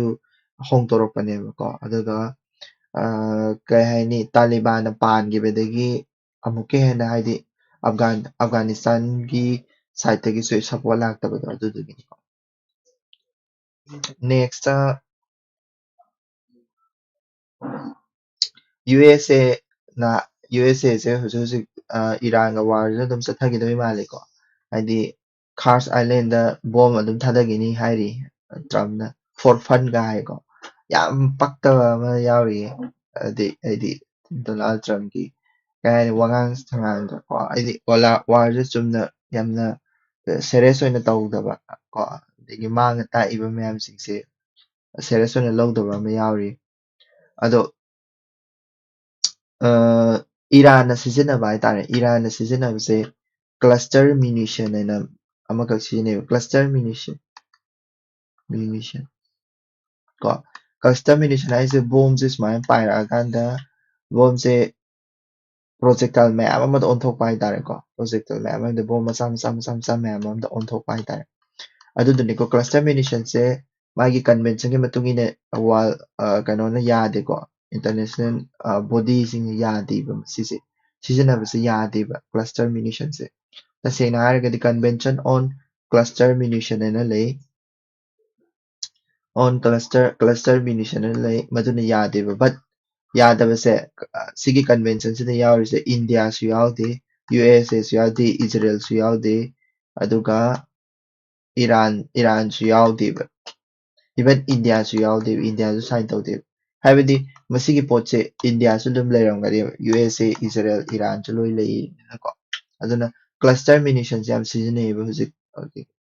ꯏꯔꯥꯟꯅ ꯇꯧꯔꯤꯁꯦꯀꯣ ꯑꯗꯨꯗ ꯑꯃ ꯂꯩꯔꯦ ꯅꯦꯛꯁꯇ ꯋꯥꯔꯁꯤꯗꯤ ꯑꯗꯨꯝ ꯇꯧꯈꯤꯅꯤꯀꯣ ꯋꯥꯔꯁꯤꯗꯤ ꯎꯄꯥꯏ ꯂꯩꯇ꯭ꯔꯦ ꯊꯤꯡꯕꯤꯅꯕ ꯂꯩꯇ꯭ꯔꯦ ꯍꯥꯏꯇꯥꯔꯦ ꯋꯥꯔꯁꯦ ꯍꯧꯖꯤꯛ ꯑꯗꯨꯝ ꯍꯦꯟꯀꯠꯂꯛꯏ ꯍꯦꯟꯕꯨ ꯍꯦꯟꯀꯠꯂꯛꯏꯀꯣ ꯑꯇꯣꯞꯄ ꯑꯃꯅ LPGꯒꯤ ꯕꯨꯛ ꯇꯧꯕꯒꯤ ꯆꯥꯡꯁꯦ ꯍꯥꯟꯅ 87 ꯃꯨꯛ ꯑꯣꯏꯔꯝꯕꯅꯦ 87 lakhs ꯃꯨꯛ ꯀꯣ ꯁꯤꯁꯦ ꯑꯩꯈꯣꯏ ꯗꯣꯃꯦꯁꯇꯤꯛ ꯌꯨꯁꯇꯨꯒꯤꯗꯨꯅꯤꯀꯣ ꯍꯥꯏꯗꯤ ꯎꯖꯥꯂꯥ ꯁ꯭ꯀꯤꯝꯒꯤ ꯃꯈꯥꯗ ꯂꯥꯛꯄ ꯑꯩꯈꯣꯏꯒꯤ ꯗꯤꯃꯥꯟꯅꯦꯕ ꯀꯩꯅꯣꯒꯤ LPG ꯁꯤꯂꯤꯟꯗꯔꯒꯤ ꯍꯧꯖꯤꯛꯁꯤ 677ꯗ ꯍꯟꯊꯔꯦ ꯃꯤꯅꯤꯡꯗꯤ ꯀꯩꯅꯣ ꯍꯥꯏꯔꯀꯥꯟꯗ ꯄꯦꯅꯤꯛ ꯕꯥꯏꯌꯤꯡ ꯇꯧꯔꯝꯕꯗꯣ ꯑꯗꯨꯗꯣ ꯍꯟꯊꯔꯦ ꯍꯥꯏꯅꯤꯀꯣ ꯄꯦꯅꯤꯛ ꯕꯥꯏꯌꯤꯡ ꯇꯧꯔꯝꯕꯗꯣ ꯑꯗꯣ ꯍꯥꯏꯗꯤ ꯃꯁꯤꯁꯤꯅ ꯇꯥꯛꯏꯁꯦ ꯀꯩꯅꯣ ꯍꯥꯏꯔꯀꯥꯟꯗ ꯑꯩꯈꯣꯏꯒꯤ ꯏꯟꯗꯤꯌꯥꯁꯦ ꯑꯩꯈꯣꯏ ꯏꯟꯗꯤꯌꯥꯒꯤ ꯀꯩꯅꯣꯁꯨ ꯁꯤꯞꯁꯨ ꯌꯥꯝ ꯂꯥꯛꯑꯦꯕ ꯍꯧꯖꯤꯛꯁꯦꯀꯣ ꯁꯤꯞ ꯑꯃꯁꯨ ꯂꯥꯛꯈ꯭ꯔꯦ ꯃꯃꯥꯡꯗ ꯁꯤꯞ 3 ꯂꯥꯛꯈ꯭ꯔꯦꯀꯣ 3 ꯂꯥꯛꯈ꯭ꯔꯦ ꯉꯔꯥꯡ ꯁꯤꯞ ꯑꯃꯒ ꯂꯥꯛꯏ ꯖꯛ ꯂꯠꯀꯤ ꯍꯥꯏꯅꯀꯣ ꯁꯤꯁꯤꯗꯤ ꯏꯟꯗꯤꯌꯥ ꯐ꯭ꯂꯦꯛꯅꯤꯀꯣ ꯑꯁꯤ ꯃꯃꯥꯡꯗ ꯁꯤꯕꯥꯂꯤꯛ ꯗꯟꯗꯗꯦꯕꯤ ꯀꯥꯏꯅ ꯂꯥꯛꯈ꯭ꯔꯦꯗꯣ ꯑꯗꯨꯒ ꯍꯥꯏꯐꯦꯠ ꯃꯥꯟꯅꯗꯣꯏꯅꯤꯀꯣ ꯖꯛꯂꯠꯀꯤ ꯑꯗꯣ ꯑꯩꯅ ꯉꯔꯥꯡ ꯍꯥꯏꯐꯦꯠ ꯄꯟꯈꯤꯕꯗ ꯑꯩꯈꯣꯏꯒꯤ UAEꯒꯤ ꯀꯔꯤ ꯐꯨꯖꯥꯏꯔꯥ ꯍꯥꯏꯅ ꯑꯃ ꯄꯟꯈꯤꯗꯅꯀꯣ UAEꯒꯤ ꯍꯦꯛ ꯁꯣꯝ ꯅꯥꯀꯟ ꯏꯁꯇꯔꯟ ꯁꯥꯏꯗꯠꯇ ꯂꯩꯕꯗꯣ ꯍꯥꯏꯗꯤ ꯃꯥ ꯀꯩꯅꯣꯗꯒꯤ ꯁ꯭ꯇ꯭ꯔꯦꯠ ꯑꯣꯐ ꯀꯩꯅꯣꯒꯤ ꯁ꯭ꯇꯦꯠ ꯑꯣꯐ ꯍꯣꯔꯃꯁ ꯐꯥꯎꯗꯦꯗꯅꯀꯣ ꯑꯗꯨꯗꯨꯅ ꯁꯣꯔꯤ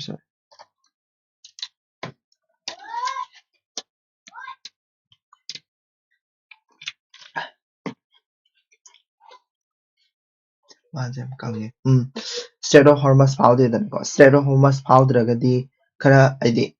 ꯁꯥꯐꯅꯦꯕꯀꯣ ꯁ꯭ꯇꯦꯠ ꯑꯣꯐ ꯍꯣꯔꯃꯁ ꯐꯥꯎꯗ꯭ꯔꯦ ꯑꯗꯨꯗꯒꯤ ꯂꯥꯛꯄꯅꯦꯕꯀꯣ ꯐꯨꯖꯥꯏꯔꯥꯗꯒꯤ ꯉꯁꯥꯏꯒꯤ ꯖꯛꯂꯠꯀꯤꯁꯦꯀꯣ ꯍꯧꯖꯤꯛ LPGꯒꯤ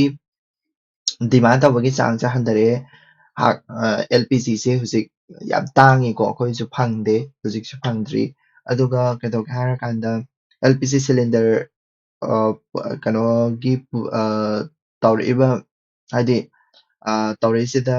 ꯄꯨꯔꯛꯏꯕ UAEꯗꯒꯤ ꯄꯨꯔꯛꯏꯕꯁꯦ UAEꯒꯤ ꯐꯨꯖꯥꯏꯔꯥꯗꯒꯤ ꯄꯨꯔꯛꯏꯕ ꯁꯤꯗꯩꯁꯤꯗꯒꯤ ꯄꯨꯔꯛꯏꯕ ꯑꯣꯏꯜ ꯇꯥꯏꯞꯁꯦ ꯑꯩꯈꯣꯏꯒꯤ ꯕ꯭ꯔꯦꯟ ꯑꯣꯏꯜꯗꯣ ꯅꯠꯇꯦꯕꯀꯣ ꯑꯗꯒꯤ ꯀꯩ ꯑꯣꯏꯜꯗꯣ ꯅꯠꯇ꯭ꯔꯦꯕ ꯃꯥꯒꯤ ꯃꯃꯤꯡꯁꯦ ꯀꯩ ꯀꯧꯒꯦ ꯍꯥꯏꯔꯀꯥꯟꯗ ꯃꯨꯔꯕꯥꯟ ꯀ꯭ꯔꯨꯗ ꯑꯣꯏꯜ ꯀꯧꯋꯦꯕꯀꯣ ꯃꯨꯔꯕꯥꯟ ꯀ꯭ꯔꯨꯗ ꯑꯣꯏꯜ ꯃꯁꯤꯁꯦ ꯂꯥꯏꯠ ꯁ꯭ꯋꯤꯠꯅꯦꯕꯀꯣ ꯂꯥꯏꯠ ꯁ꯭ꯋꯤꯠ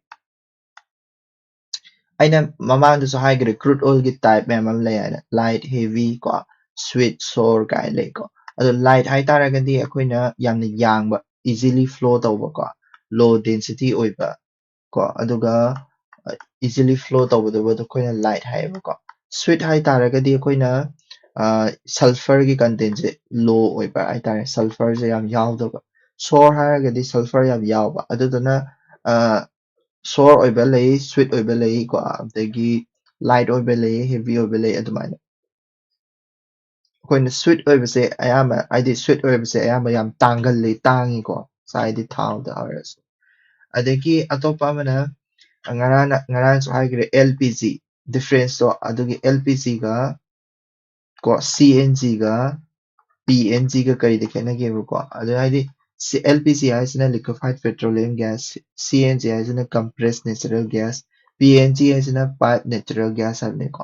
ꯑꯗꯣ compositionꯁꯦ ꯀꯩꯅꯣ ꯍꯥꯏꯔꯒꯗꯤ ꯁꯤꯅ propane ꯌꯥꯝ ꯌꯥꯎꯋꯤ LPGꯗꯅ propane mainly propaneꯒ butaneꯒꯅꯤꯀꯣ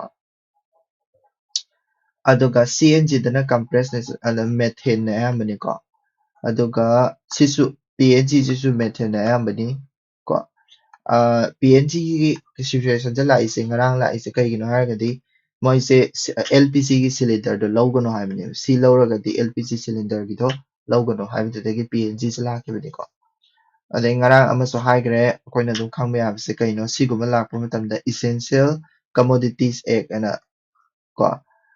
ꯑꯗꯨꯗꯣ 1955ꯒꯤ Essential Commodities Actꯇꯣ ꯆꯠꯅꯈ꯭ꯔꯕꯅꯤꯀꯣ ꯃꯤꯅꯤꯡꯗꯤ ꯀꯩꯅꯣ ꯍꯥꯏꯔꯀꯥꯟꯗ ꯒꯣꯚꯔꯟꯃꯦꯟꯠꯅ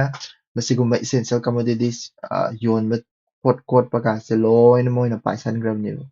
ꯑꯗꯨ ꯑꯣꯏꯇꯥꯔꯒꯗꯤ ꯕ꯭ꯂꯦꯛ ꯃꯥꯔꯀꯦꯠꯇ ꯌꯣꯟꯕꯗ ꯑꯝꯇ ꯌꯥꯔꯔꯣꯏꯀꯣ ꯂꯣꯏ ꯐꯥꯔꯅꯦꯕ ꯁꯤꯒꯤ ꯑꯦꯛꯁꯤꯒꯤ ꯃꯈꯥꯗ ꯀꯣ ꯑꯗꯒꯤ ꯑꯥꯔꯇꯤꯀꯜ ꯑꯃꯃꯨꯛ ꯌꯦꯡꯁꯤ ꯑꯅꯗꯔ ꯕꯥꯔꯤꯌꯔ ꯍꯥꯏꯅꯀꯣ ꯑꯅꯗꯔ ꯕꯥꯔꯤꯌꯔ ꯍꯥꯏꯗꯤ ꯁꯤꯁꯦ ꯇꯁꯦꯡꯕꯒꯤꯗꯤ ꯑꯩꯈꯣꯏꯒꯤ ꯑꯥꯔꯇꯤꯀꯜ 15 ꯀꯣ ꯑꯥꯔꯇꯤꯀꯜ 15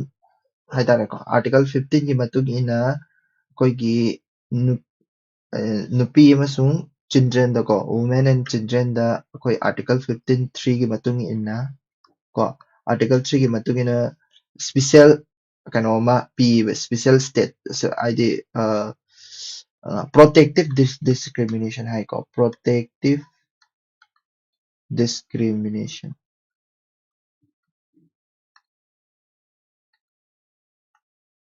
ꯍꯥꯏꯕꯗꯤ ꯀꯩꯗꯧꯔꯒꯦ ꯍꯥꯏꯔꯀꯥꯟꯗ ꯍꯥꯏꯗꯤ ꯅꯨꯄꯤꯒ ꯆꯤꯜꯗ꯭ꯔꯦꯟꯒꯗꯗꯤ ꯑꯩꯈꯣꯏꯒꯤ ꯃꯣꯏꯗꯗꯤ ꯁ꯭ꯄꯤꯁꯦꯜ ꯑꯣꯄꯣꯔꯆꯨꯅꯤꯇꯤ ꯈꯔ ꯄꯤꯌꯦꯕꯀꯣ ꯃꯣꯏꯗꯗꯤ ꯍꯥꯏꯗꯤ ꯃꯣꯏꯁꯦ ꯑꯩꯈꯣꯏꯅ ꯍꯥꯏꯇꯥꯔꯦ ꯐꯤꯖꯤꯀꯦꯜꯂꯤ ꯋꯤꯛ ꯑꯣꯏꯕ ꯑꯗꯒꯤ ꯀꯔꯤ ꯀꯔꯥ ꯑꯣꯏꯕꯗꯨꯅ ꯃꯔꯝ ꯑꯣꯏꯔꯒ ꯃꯗꯨꯒꯤ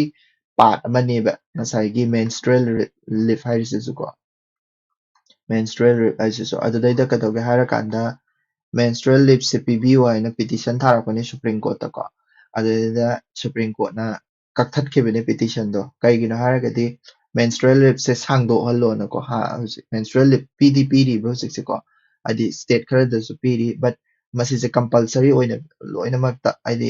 ꯄꯦꯗ ꯂꯤꯐ ꯑꯣꯏꯅ ꯃꯦꯟꯁꯇ꯭ꯔꯨꯑꯦꯜ ꯂꯤꯞꯁꯤꯁꯨ ꯀꯔꯤ ꯇꯧꯕ ꯄꯦꯗ ꯂꯤꯐ ꯑꯣꯏꯗꯣꯏꯅꯤꯀꯣ ꯍꯥꯏꯗꯤ ꯇꯣꯂꯣꯞ ꯐꯪꯕ ꯂꯤꯐ ꯍꯥꯏꯇꯥꯔꯦꯀꯣ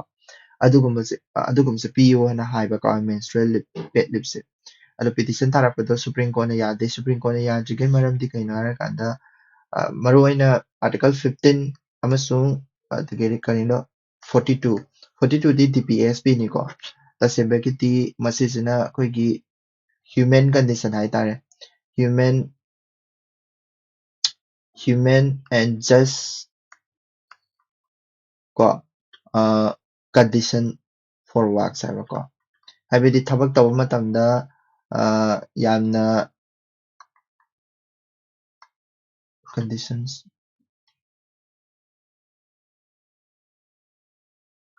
ꯐꯣꯔ ꯋꯥꯔꯛꯁ ꯊꯕꯛ ꯇꯧꯕ ꯃꯇꯝꯗ ꯅꯨꯄꯤ ꯑꯃꯁꯨꯡ ꯍꯥꯏꯗꯤ ꯆꯤꯜꯗ꯭ꯔꯦꯟ ꯑꯣꯔ ꯑꯦꯅꯤ ꯊꯕꯛ ꯇꯧꯕ ꯃꯇꯝꯗ ꯋꯥꯔꯀꯤꯡ ꯀꯟꯗꯤꯁꯟꯗꯣ ꯌꯥꯝ ꯐꯖꯍꯟꯕꯗꯣ ꯀꯣ 42 ꯑꯥꯔꯇꯤꯀꯜ ꯅꯝꯕꯔ 42 DPSPꯅꯦ ꯑꯥꯔꯇꯤꯀꯜ ꯅꯝꯕꯔ 15(3)ꯅꯦ ꯃꯁꯤꯁꯤꯅ ꯃꯦꯟꯁꯇ꯭ꯔꯨꯑꯦꯜ ꯂꯤꯞꯁꯦ ꯁꯞꯄꯣꯔꯠ ꯇꯧꯋꯦꯕꯀꯣ ꯕꯠ ꯇꯧꯕꯇꯕꯨ ꯃꯁꯤꯁꯤꯒ ꯀꯅꯥꯒ ꯐꯥꯏꯠ ꯇꯧꯔꯛꯀꯦ ꯍꯥꯏꯔꯀꯥꯟꯗ ꯑꯥꯔꯇꯤꯀꯜ ꯅꯝꯕꯔ 16 ꯍꯥꯏꯇꯥꯔꯦꯀꯣ 16ꯒ 14ꯒꯅ ꯐꯥꯏꯠ ꯇꯧꯋꯦꯕ ꯀꯣ 14ꯗꯅ ꯀꯩꯗꯧꯔꯦ ꯔꯥꯏꯠ ꯇꯨ ꯏꯀ꯭ꯋꯦꯂꯤꯇꯤ 16ꯗꯅ ꯀꯩꯗꯧꯏ ꯁꯨꯄ꯭ꯔꯤꯝ ꯀꯣꯔꯠꯅ ꯍꯥꯏꯁꯦ opportunity of employment ꯁꯤ ꯍꯥꯏꯗꯤ employmentꯒꯤ opportunityꯁꯦ ꯐꯖꯅ ꯄꯤꯕꯤꯗ ꯇꯥꯔꯒꯗꯤ ꯀꯩꯗꯧꯏ ꯍꯥꯏꯗꯤ ꯄꯤꯕꯤꯗꯕꯒ ꯆꯞ ꯃꯥꯟꯅꯩꯕ ꯀꯩꯒꯤꯅꯣ ꯍꯥꯏꯔꯒꯗꯤ menstrual leave paid leave ꯄꯤꯈꯤ ꯇꯥꯔꯒꯗꯤ ꯑꯩꯈꯣꯏꯒꯤ ꯀꯝꯄꯦꯅꯤꯁꯤꯡꯁꯤꯅ ꯊꯕꯛꯁꯦ ꯀꯩꯗꯧꯔꯦ ꯀꯝꯄꯦꯅꯤꯁꯤꯡꯁꯤꯅ ꯊꯕꯛ ꯍꯥꯏꯗꯤ ꯅꯨꯄꯤꯁꯤꯡꯁꯤꯗ ꯊꯕꯛꯁꯦ ꯄꯤꯅꯤꯡꯉꯔꯣꯏꯕ ꯃꯣꯏꯗꯤ paid leave ꯂꯧꯗꯣꯏꯅꯤ ꯊꯕꯛꯁꯨ ꯐꯖꯅ ꯍꯥꯏꯗꯤ ꯐꯖꯅ ꯇꯧꯔꯔꯣꯏ ꯑꯗꯨꯗꯨꯅ ꯊꯕꯛ ꯐꯖꯅ ꯇꯧꯕ ꯅꯨꯄꯥꯁꯦ ꯑꯣꯏꯅ ꯑꯩꯈꯣꯏ ꯊꯕꯛ ꯑꯣꯏꯅ ꯀꯧꯔꯒꯦ ꯍꯥꯏꯈꯤꯗꯣꯏꯅꯦꯕ ꯑꯗꯨꯅ ꯅꯨꯄꯤꯁꯦ ꯊꯕꯛ ꯐꯪꯗꯅꯕꯒꯤ ꯃꯆꯥꯛ ꯑꯃ ꯑꯣꯏꯔꯦꯕ ꯑꯗꯨꯗꯨꯅ ꯑꯥꯔꯇꯤꯀꯜ ꯅꯝꯕꯔ 16ꯗ ꯁꯣꯛꯂꯛꯏꯅꯦꯕ ꯑꯥꯔꯇꯤꯀꯜ ꯅꯝꯕꯔ 14 ꯍꯥꯏꯗꯤ equally ꯑꯩꯁꯨ ꯊꯕꯛ ꯇꯧꯖꯒꯦ ꯍꯥꯏꯕ ꯃꯇꯝꯗ ꯌꯥꯔꯛꯇ ꯇꯥꯔꯒꯗꯤ right to equalityꯗꯨꯁꯨ ꯀꯥꯏꯗꯣꯏ ꯅꯠꯇ꯭ꯔꯅꯦ ꯑꯗꯨꯗꯨꯅ ꯁꯤ ꯑꯅꯤꯁꯦ ꯍꯥꯏꯗꯤ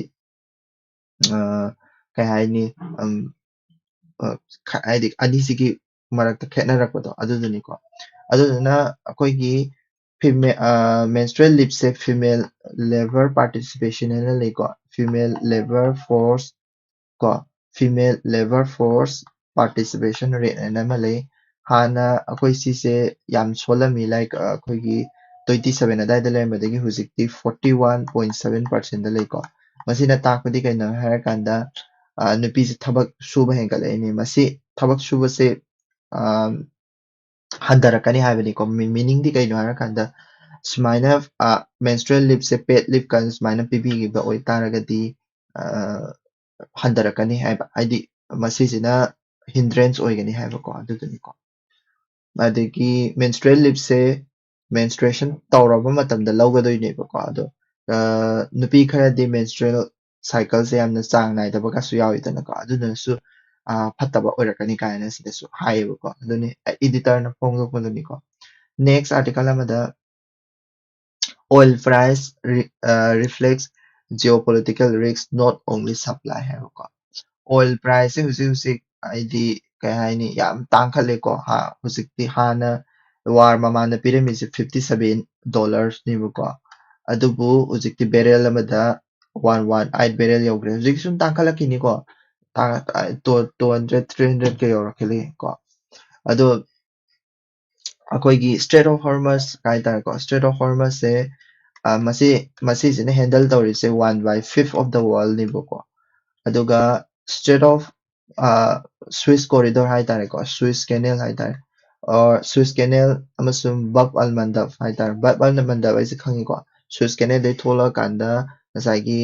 ꯖꯤꯕꯧꯇꯤ ꯑꯗꯒꯤ ꯑꯐ꯭ꯔꯤꯀꯥꯟ ꯍꯣꯔꯟ ꯃꯅꯥꯛꯇ ꯂꯩꯕ ꯀꯩꯅꯣꯗꯨꯅꯤ ꯆꯣꯛ ꯄꯣꯏꯟꯠꯗꯨꯅꯤꯀꯣ ꯕab ꯑꯜ ꯃꯟꯗꯞ ꯕꯜ ꯑꯞ ꯃꯟꯗꯞꯁꯤꯗꯅ ꯃꯕꯥꯅꯤꯁꯤꯅ 1/10% ꯍꯥꯏꯇꯥꯔꯦ ꯀꯣ 1/10 of the seaborne crude oilꯒꯤ ꯃꯥꯔꯀꯦꯠꯁꯦ ꯑꯅꯤꯁꯤꯅ ꯀꯟꯇ꯭ꯔꯣꯜ ꯇꯧꯋꯦꯕ ꯑꯃꯅ ꯀꯩꯅꯣ ꯁ꯭ꯇ꯭ꯔꯦꯠ ꯑꯣꯐ ꯍꯣꯔꯃꯁꯁꯤꯅ 1/5 ꯀꯟꯇ꯭ꯔꯣꯜ ꯇꯧꯋꯤ ꯑꯗꯨꯒ ꯁ꯭ꯋꯤꯁ ꯀꯦꯅꯦꯜꯁꯤꯅ 1/10 ꯀꯟꯇ꯭ꯔꯣꯜ ꯇꯧꯋꯦ ꯃꯁꯤꯁꯦ ꯊꯤꯡꯖꯤꯜꯂꯛꯄ ꯃꯇꯝꯗ ꯀꯩꯗꯧꯒꯦ ꯍꯥꯏꯔꯀꯥꯟꯗ ꯌꯥꯝꯅ ꯍꯥꯏꯗꯤ ꯊꯥꯎꯗ ꯅꯠꯇꯅ ꯑꯩꯈꯣꯏꯒꯤ ꯒ꯭ꯂꯣꯕꯦꯜ ꯔꯤꯂꯦꯁꯟꯁꯤꯞ ꯍꯥꯏꯇꯥꯔꯦ ꯀꯟꯇ꯭ꯔꯤ ꯑꯃꯒ ꯀꯟꯇ꯭ꯔꯤꯒ ꯑꯃꯒꯤ ꯔꯤꯂꯦꯁꯟꯁꯤꯞꯁꯦ ꯌꯥꯝꯅ ꯍꯥꯏꯗꯤ ꯁꯣꯛꯂꯛꯄ ꯑꯗꯨꯒꯨꯝꯕꯗ ꯌꯥꯝ ꯇꯧꯋꯦ ꯑꯗꯨꯒꯨꯝꯕ ꯇꯧꯔꯛꯏꯁꯦ ꯍꯥꯏꯗꯤ ꯑꯃꯒꯒꯤ ꯗꯤꯄꯦꯟꯗꯦꯟꯁ ꯍꯦꯟꯒꯠꯂꯛꯏꯕ ꯖꯤꯑꯣ ꯄꯣꯂꯤꯇꯤꯀꯦꯜ ꯍꯥꯏꯗꯤ USA ꯁꯦ ꯍꯥꯟꯅ ꯁꯨꯄꯔ ꯄꯥꯋꯔꯅꯤ ꯍꯥꯏꯔꯝꯕꯗꯣ ꯍꯧꯖꯤꯛꯇꯤ ꯁꯨꯄꯔ ꯄꯥꯋꯔ ꯑꯣꯏꯗꯕꯒ ꯆꯞ ꯃꯥꯟꯅꯔꯦꯗꯅꯀꯣ ꯃꯣꯏꯅ ꯀꯩꯁꯨ ꯋꯥꯔꯁꯦ ꯊꯤꯡꯕ ꯉꯝꯗ꯭ꯔꯦ ꯃꯣꯏꯅꯕꯨ ꯍꯦꯜꯂꯦ ꯋꯥꯔꯁꯨ ꯇꯧꯔꯛꯄꯀꯣ ꯑꯗꯨꯗꯨꯒ ꯋꯥꯔꯁꯨ ꯊꯤꯡꯕ ꯉꯝꯗ꯭ꯔꯦ ꯑꯦꯟ ꯑꯣꯜꯁꯣ G7 ꯀꯟꯇ꯭ꯔꯤꯁ ꯁꯤꯗꯩꯗ ꯄꯜꯂꯝꯕꯤꯌꯨꯀꯣ G7 ꯀꯟꯇ꯭ꯔꯤꯁ G7 ꯀꯟꯇ꯭ꯔꯤꯁꯤꯅ ꯀꯩꯗꯧꯒꯦ ꯍꯥꯏꯔꯀꯥꯟꯗ ꯊꯥꯎꯁꯦ ꯃꯃꯜ ꯌꯥꯝ ꯇꯥꯡꯈꯠꯂꯛꯄꯗꯒꯤ 400 ꯃꯤꯂꯤꯌꯟ ꯕꯦꯔꯦꯜꯁ ꯃꯣꯏꯗꯒꯤ ꯀꯣ ꯃꯤꯂꯤꯌꯟ ꯕꯦꯔꯦꯜꯁ ꯍꯥꯏꯇꯥꯔꯦ ꯁꯤꯁꯦ ꯊꯥꯗꯣꯔꯛꯑꯦꯕ ꯊꯥꯗꯔꯛꯏꯁꯦ ꯀꯩꯒꯤꯅꯣ ꯍꯥꯏꯔꯗꯤ ꯊꯥꯎ ꯃꯃꯜꯁꯦ ꯒ꯭ꯂꯣꯕꯦꯜ ꯊꯥꯎ ꯃꯃꯜꯁꯦ ꯈꯔ ꯃꯈꯩꯗꯤ ꯐꯥꯊꯅꯕꯅꯦꯕ ꯑꯗꯨꯐꯥꯎ ꯐꯥꯊ ꯉꯝꯗ꯭ꯔꯤꯅꯤꯀꯣ ꯍꯧꯖꯤꯛꯁꯦ 118 ꯗꯣꯂꯔ ꯕꯦꯔꯦꯜ ꯑꯃꯗ 118 ꯗꯣꯂꯔꯁꯦ ꯌꯧꯈ꯭ꯔꯤꯅꯦꯕ ꯑꯗꯨꯗꯨꯅ ꯀꯩ ꯍꯥꯏꯅꯤ ꯒ꯭ꯂꯣꯕꯦꯜ ꯋꯥꯔꯁꯦ ꯈꯛꯇ ꯅꯠꯇꯦꯕ supply chain global oil supply ꯆꯦꯟꯁꯦ ꯈꯛꯇ ꯅꯠꯇꯦꯕ ꯊꯤꯡꯉꯤꯁꯦ ꯍꯧꯖꯤꯛꯁꯦ ꯀꯩ ꯍꯥꯏꯅꯤ ꯖꯤꯑꯣ ꯄꯣꯂꯤꯇꯤꯀꯦꯜ ꯁꯤꯆꯨꯋꯦꯁꯟ ꯑꯃꯁꯨ ꯌꯥꯝ ꯆꯥꯎꯅ ꯑꯃ ꯊꯣꯛꯏꯕ ꯍꯥꯏꯗꯤ ꯀꯩ ꯍꯥꯏꯅꯤ ꯑꯣꯏꯜꯁꯦ ꯀꯃꯣꯗꯤꯇꯤ ꯑꯃ ꯑꯣꯏꯗ꯭ꯔꯦꯕ ꯍꯧꯖꯤꯛꯁꯦ ꯑꯣꯏꯜ ꯍꯥꯏꯁꯤꯅ ꯑꯩꯈꯣꯏꯒꯤ ꯍꯛꯆꯥꯡ ꯍꯥꯏꯗꯤ ꯑꯩꯈꯣꯏꯒꯤ ꯀꯟꯇ꯭ꯔꯤ ꯑꯃꯒꯤ ꯔꯤꯂꯦꯁꯟꯁꯨ ꯌꯥꯝꯅ ꯀꯩ ꯍꯥꯏꯅꯤ ꯀꯩꯅꯣ ꯇꯧꯔꯦꯕ ꯑꯗꯨꯗꯨꯅ G7 country ase mana palamagi matungina G7 country da kana yawi adudo ai hape haisareko G asembagidi akoigi India gi oina G7 kanoda G7 country Canada maru oina ko Canada France ko Germany Italy Japan UK USA ko aduna ꯀꯩꯗꯧꯒꯦ ꯍꯥꯏꯔꯀꯥꯟꯗ ꯁꯤ ꯑꯅꯤꯁꯤꯗ ꯁꯤ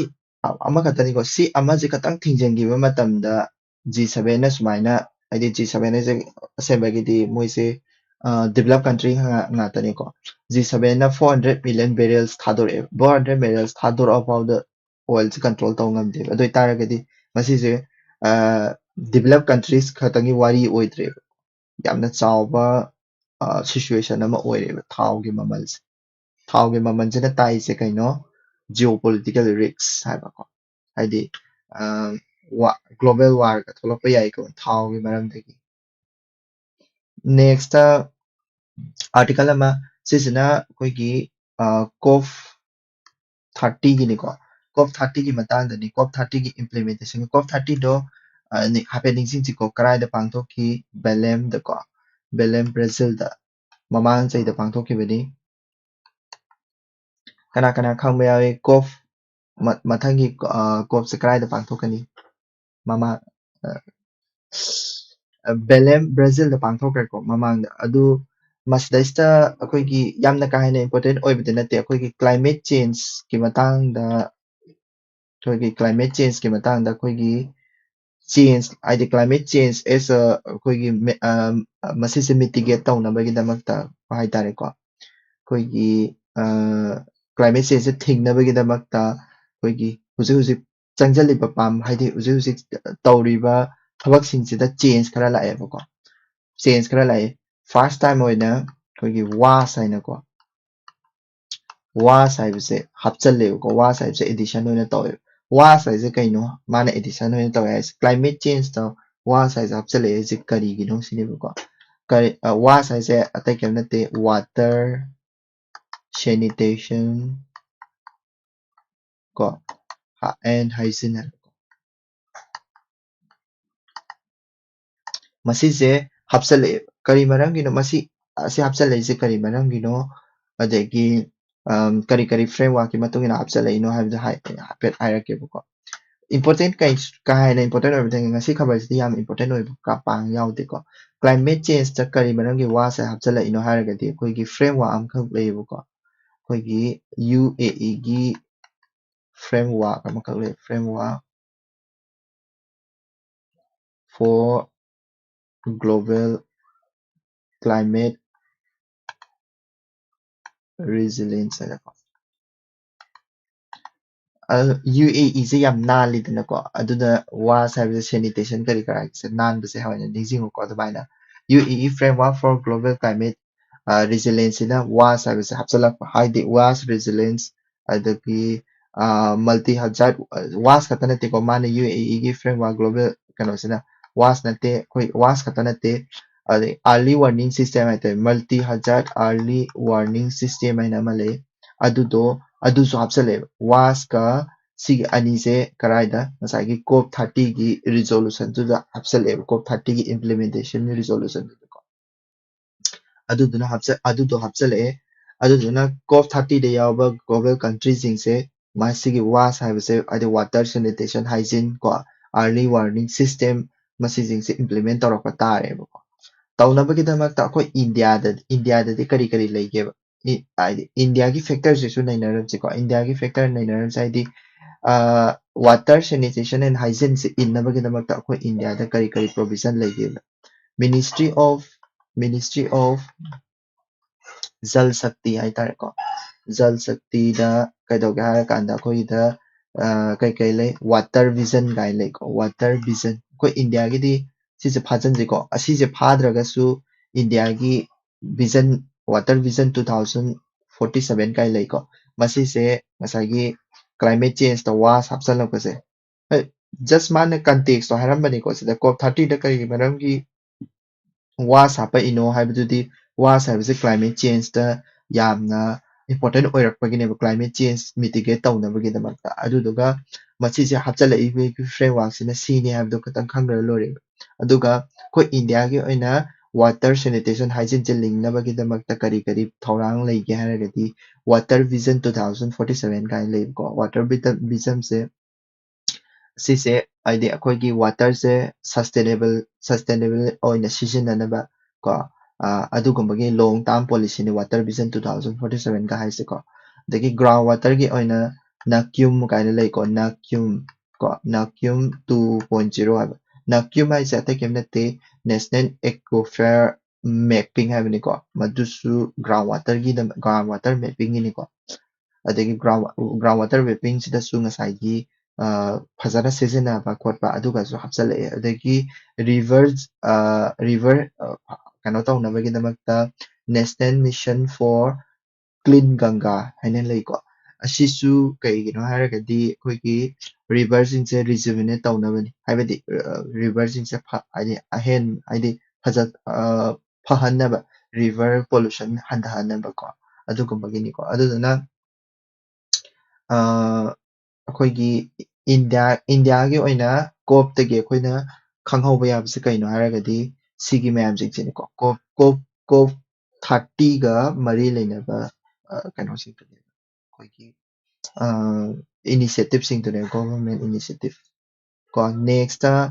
ꯑꯣꯟ right two ꯗꯥꯏ with ꯗꯤꯒꯅꯤꯇꯤ right two ꯗꯥꯏ with ꯗꯤꯒꯅꯤꯇꯤ ꯍꯥꯏꯁꯦ ꯀꯩꯅꯣ ꯍꯥꯏꯔꯒꯗꯤ ꯑꯩꯈꯣꯏꯒꯤꯗ ꯏꯟꯗꯤꯌꯥꯒꯤ ꯑꯥꯔꯇꯤꯀꯜ ꯅꯝꯕꯔ 21ꯒꯤ ꯃꯇꯨꯡ ꯏꯟꯅ right to life right to life right to life ꯁꯤꯁꯨ with dignity ꯍꯥꯏꯌꯦꯕꯀꯣ